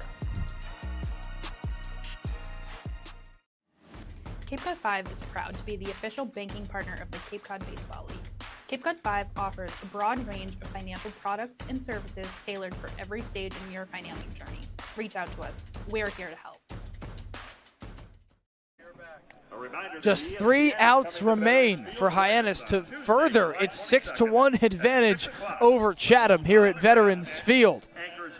Decisive top of the 4th for Hyannis has got the Harbor Hawks up 6-1 over the Anglers in the team's 3rd meeting of the summer, 2nd here at Veterans Field. And the last time these two teams met a month ago, exactly today on June 17th, Graham, it was a 7-7 tie that ended in 10 innings as a tie, and here Hyannis has sprinted off in front. Yeah, it was kind of the opposite situation. Chatham was leading for the majority of that game that ended in a 7-7 tie, and Hyannis was able to climb back in the 9th inning. The 9th inning is what gave them a second chance at life. It gave them a chance at a 10th inning, and so Hyannis, as much as it wants to further its lead, it also has to be careful on the defensive end. The righty, J.J. Glasscock. First pitch fastball outside to the two-hole, Jace Doby. 2-3-4 up for Hyannis. Doby, McKay, and LaChance do. 1-0. Another fastball. This one sails at the letters. 2 balls, no strikes. Doby out of Nevada. A fairly new Hyannis Harbor Hawk, activated just 3 days ago. He's already played in 3 games. 2-0. Breaking ball drifts inside. Doby turns his back to the pitcher to get out of the way. 3-0. And Doby's had a little bit of a rough night here tonight, but so far in his appearances with Hyannis, he's looked really good. Starting 4 for 4 in his debut, he really has been solid for this team so far. 2 strikeouts tonight, though. 3-0. And a 4-pitch walk here as he reaches base for the first time this game to begin the 9th inning. The second baseman, number 5. Really poor start to the inning from Glasscock. All of those were nowhere near the plate. Doby had to turn out of quite a few pitches, and that is really a bad sign because Chatham really needs to flip this inning quick. They got to get the bats back up. Just 4 hits for an Angler team that was no hit by Tsubasa Tommy through 3. And now Ryan McKay, the lefty, come up. A breaking ball misses from J.J. Glasscock. Dips beneath the knees of McKay for a first ball. And we saw this also with Cam Johnson in his last inning. Really struggled with control. 1-0 offering outside, and Cade Arambidi, the battery for J.J. Glasscock, initiates a mound meeting that Jay Powell, the pitching coach, will join. You never want to see that to start an inning from your pitcher. That's 6 straight balls to start off the inning. And when your pitcher starts getting a groove like that, then they start to get in their own head, and suddenly they just can't locate the strike zone. Powell, the pitching coach, meeting with the catcher, Arambidi, and the pitcher, Glasscock. A man on first base in Jace Doby after a 4-pitch walk begins the 9th inning. It's a 6-1 Hyannis lead at Veterans Field. Now lefty Ryan McKay up for a 4th time tonight. He's only recorded 2 at-bats as he was hit by a pitch in the 5th and walked in the 7th. Stranded after a strikeout of Miles Davis. He's in the hole. Righty on lefty, the pitch. 2-0, tails above the letters, and a second straight 3-0 count to a Hyannis batter. This one's got to be a strike right here, just not only for Glasscock, but for Chatham as a whole. His offering. Fastball clips the knees of McKay by a hair. At 91 miles per hour, it's 3-1.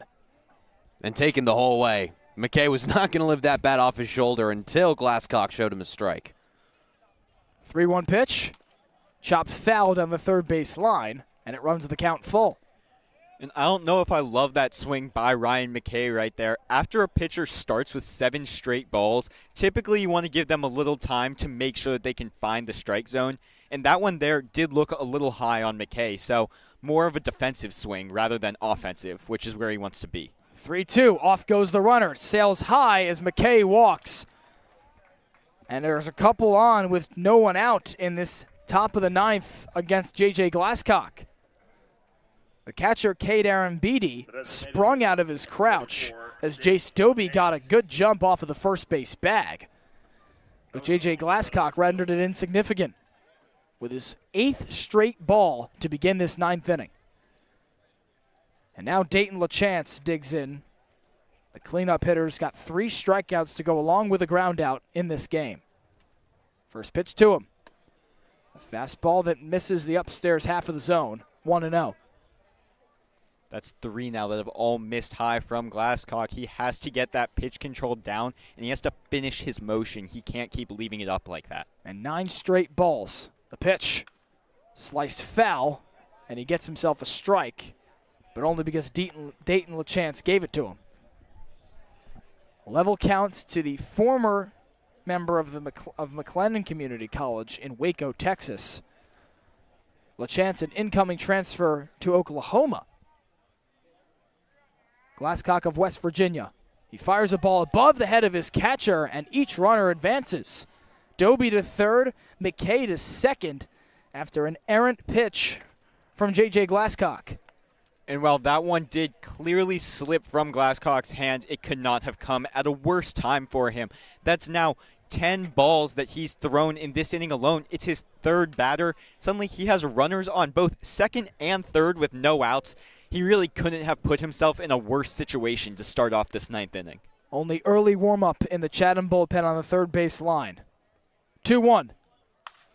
Chopped sharply towards third. Roman Martin charges, clutches, fires in time for the first out. It does bring a run home with Jace Doby scoring to up the lead to 6. It's 7-1 Hyannis here in the top of the 9th. That was the 4th wild pitch of the day for Chatham. That just can't happen. 4 errors, 4 wild pitches, and a pass ball. It has just been a day of free chances for Hyannis. The righty Miles Davis digs in and takes a first pitch fastball that locates for a strike on the inner half. Ryan McKay still at second after his walk, but Dayton LaChance gets an RBI. And off goes McKay at third as Davis shoots it foul behind the plate. McKay will have to go back.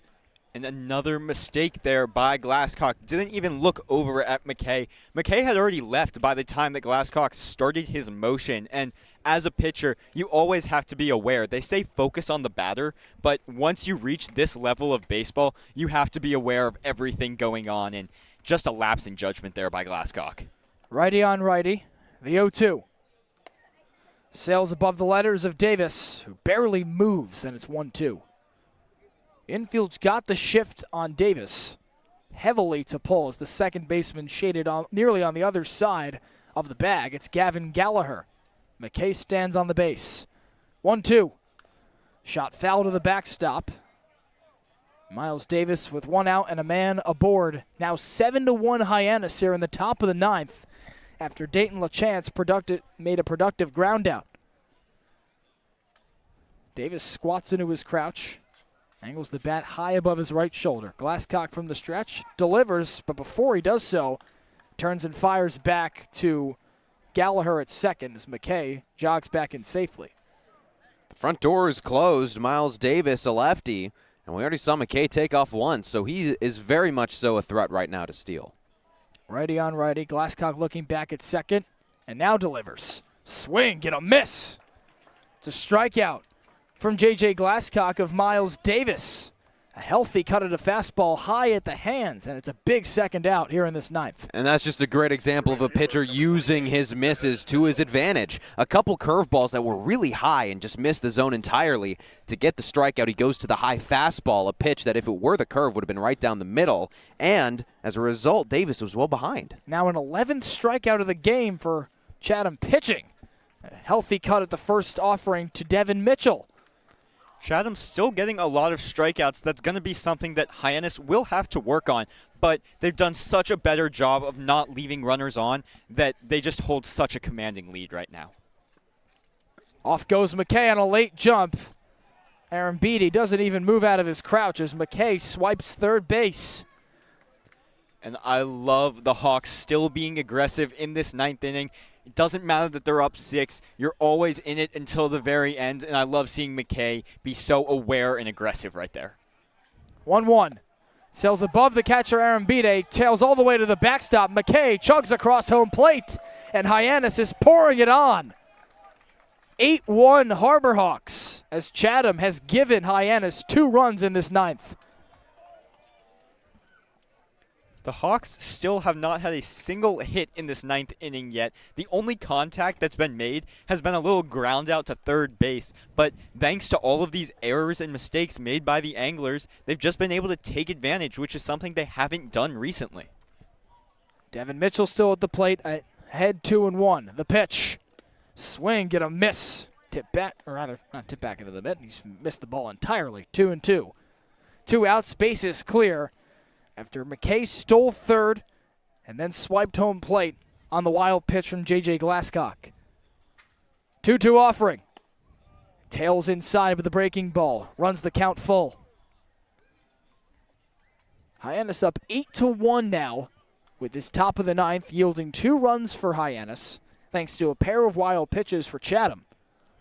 4th and 5th of the game for the A's. Glasscock from the windup. Kicks and delivers.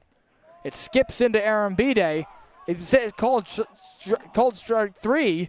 And looks like he had to complete the out. Aaron Beatty dropped the mask, didn't know where to go, as Mitchell legged it out to first base.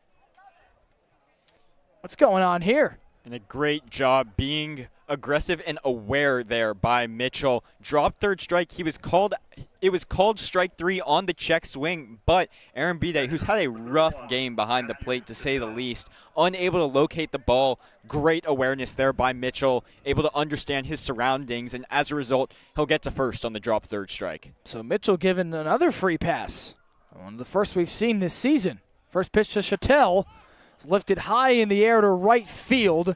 Gavin Gallagher backs into shallow right towards the first base line and gloves the final out. But Hyannis scrapes across a pair of runs to surge ahead up by 7. It's 8-1 thanks to a pair of wild pitches from Chatham's pitcher J.J. Glasscock. And the A's have 3 outs to erase a 7-run deficit here at Veterans Field.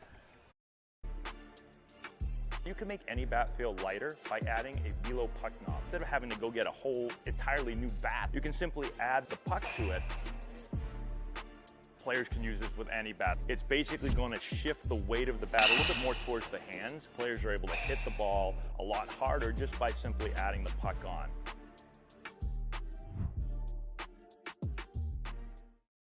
Here at the Mass State Lottery, we're known for our monster wins. But there's no bigger win than the $1 billion we provide each year to support all 351 cities and towns in Massachusetts. In our game, we know that supporting local businesses and helping communities is how we all win. Because at the lottery, we're all playing for the home team. The Mass State Lottery. Welcome to the state of winning. Chatham with its back against the wall. It has 3 outs left in this game at Veterans Field between the Harbor Hawks and Anglers to erase a 7-run deficit that Hyannis has levied upon Chatham. Third meeting of the season between these two squads. They've all gone in very different ways. A 7-7 tie exactly a month ago today on June 17th. And then 5 days later on the 22nd at McKeon Park, a 6-1 Hyannis victory. And it's a similar lopsided score in favor of the Hawks here at Veterans Field. 4, 5, and 6 due up for Chatham. The first baseman, Reed Stallman, the first to face Zach Edwards in this decisive bottom of the 9th inning, with Hyannis up 8-1 over Chatham. A day marred by free passes for the Anglers, as Reed Stallman himself hasn't had the day at the plate that he's hoped for, with a couple of strikeouts and a ground out, but has dug out multiple balls on the defensive side 2 to the tune of full splits at first. Edwards from the windup, he throws. The first pitch fastball races in for a ball, 1-0. Misses in the upstairs corner, and Stallman barely moves. The quick-working Edwards delivers. Swing, get a miss.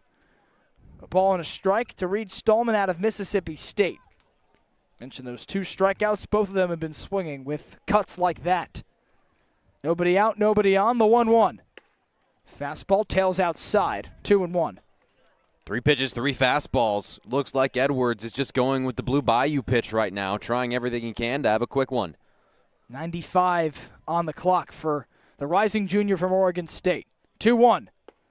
Breaking ball just misses the outside corner, and a first 3-ball count of the outing for Zach Edwards. Nobody on, nobody out. Bottom of the 9th. It's 8-1 Hyannis. 3-1. Chopped towards first. A hop for Ray Velasquez. He tosses to the pitcher, Zach Edwards, for the first out of the inning. Really good adjustment from Zach Edwards. Went right back to the fastball, but low in the zone, and he got Stallman to just roll one over right at Ray Velasquez. That's what's made him so good in this Cape League season. Though he hasn't made many appearances, his ability to respond when down is phenomenal. 4 up, 4 down to begin the day for Zach Edwards. And now Roman Martin, the third baseman, digs in. Righty on righty, the pitch. A fastball clips the inside corner, 0-1. Martin 0 for 3 today with a strikeout in the second. Chatham has struck out 10 times today. 0-1. Sliced fouled on the first base line. 0-2. 1 out, no one aboard for the righty Martin. Bottom of the 9th, Chatham down to its final 2 outs. 8-1, Hyannis leads. Taps the dish twice, squats into his crouch. Edwards nods for his sign and fires. Swing and a miss, strike 3. K number 11 for Hyannis in this game. And the Hawks are an out away from snapping a 5-game skid. And it's been a complete performance, at least up to the last out of the ball game, that has helped them. Mitch Carricker has said the last 2 weeks it's felt like that the only thing he wants is a complete performance. He might be getting it here. Chase Freilich, the final hope for Chatham. First pitch to him, fastball that misses outside, 1-0. Freilich has patched some things together, or rather patched a walk together after a strikeout and a ground out. 1-0. Swing, get a miss, 1-1. Edwards consistently sitting 95 with that fastball. He's topped at 98 this season, the rising junior out of Oregon State. Shakes the first sign from his battery, Matthew Chattel. From the windup, he fires. Skips in to the catcher, Chattel. 2-1. Edwards, the third pitcher in this game for Hyannis. Tsubasa Tommy got it started with his best outing of the summer. 5 innings, 6 strikeouts, 1 run. 2-1. Roped to first, a diving pick from Ray Velasquez. He shuffles and throws to first in time for the out, and that snaps the streak for Hyannis. Hadn't won since July 9th, and 8 days later, the Hawks are back in the win column. 8-1 the final at Veterans Field. 8 runs for the Harbor Hawks on 3 hits and 1 error. 1 run for Chatham on 4 hits and 3 errors. And Hyannis, Graham, in this game, surged ahead and never looked back, but that's because Chatham allowed them to do so. Yeah, a lot of free passes for the Hyannis Harbor Hawks. This time on the offensive side. It's been the free passes on the defense that's allowed the other teams to really have a second chance at life. But Hyannis this time, they took advantage. A lot of wild pitches, a couple errors as well. And then the walks were sky high. 8 walks for Chatham pitching and 2 hit batsmen. That is just a recipe for disaster for the A's. It's a grand slam from Jake Schaffner, the decisive swing in this game. It comes in the top of the 4th where Hyannis explodes for 5 runs. Chatham does manage to get one back, but it's the only run of the game off a solo shot in the bottom of the 4th from Daniel Jackson. And Hyannis can breathe a sigh of relief knowing it's snapped that season-long and Cape League-long losing streak. And we'll head into the All-Star break with one more game to go against Falmouth at home tomorrow. A couple teams tied in the West Division standings with 23 points. And a very big tilt coming up at McKeon Park tomorrow. Yeah, that's going to be a big contest, and Hyannis needs to make sure that it doesn't let up. It doesn't let its foot off the gas, because this is one of the best performances for the Hawks all season long. And that's including June, when they were looking phenomenal and when they had every piece of the puzzle that they needed. So Falmouth tomorrow, a big test, because they are neck and neck right now in the West Division. A lot of happy faces in that Hyannis post-game huddle. A couple yells as well, and just the release of frustration from a couple days' work after a 5-game losing streak finally out tonight. They'll look to replicate that success tomorrow against Falmouth at home at McKeon Park. For our entire crew here on the Harbor Hawks Baseball Network, for our lead producer Charlie Adams, along with our associate producers Sam Montag and Daniel Bottolino, for my partner Graham Nash, for our sideline reporters Ethan Wax and Ava Fernandez. Thank you to Sam Montag and Ethan Wax for joining us throughout the course of this game, and thank you to all of you for joining us tonight. Hyannis beats Chatham 8-1 at Veterans Field. We'll see you tomorrow.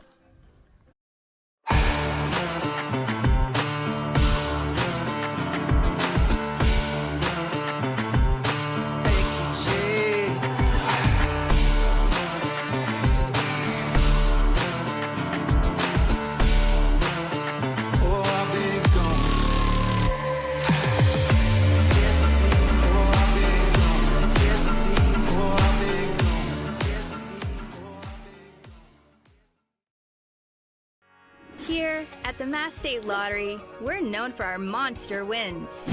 But there's no bigger win than the $1 billion we provide each year to support all 351 cities and towns in Massachusetts. In our game, we know that supporting local businesses and helping communities is how we all win. Because at the lottery, we're all playing for the home team. The Mass State Lottery. Welcome to the state of winning.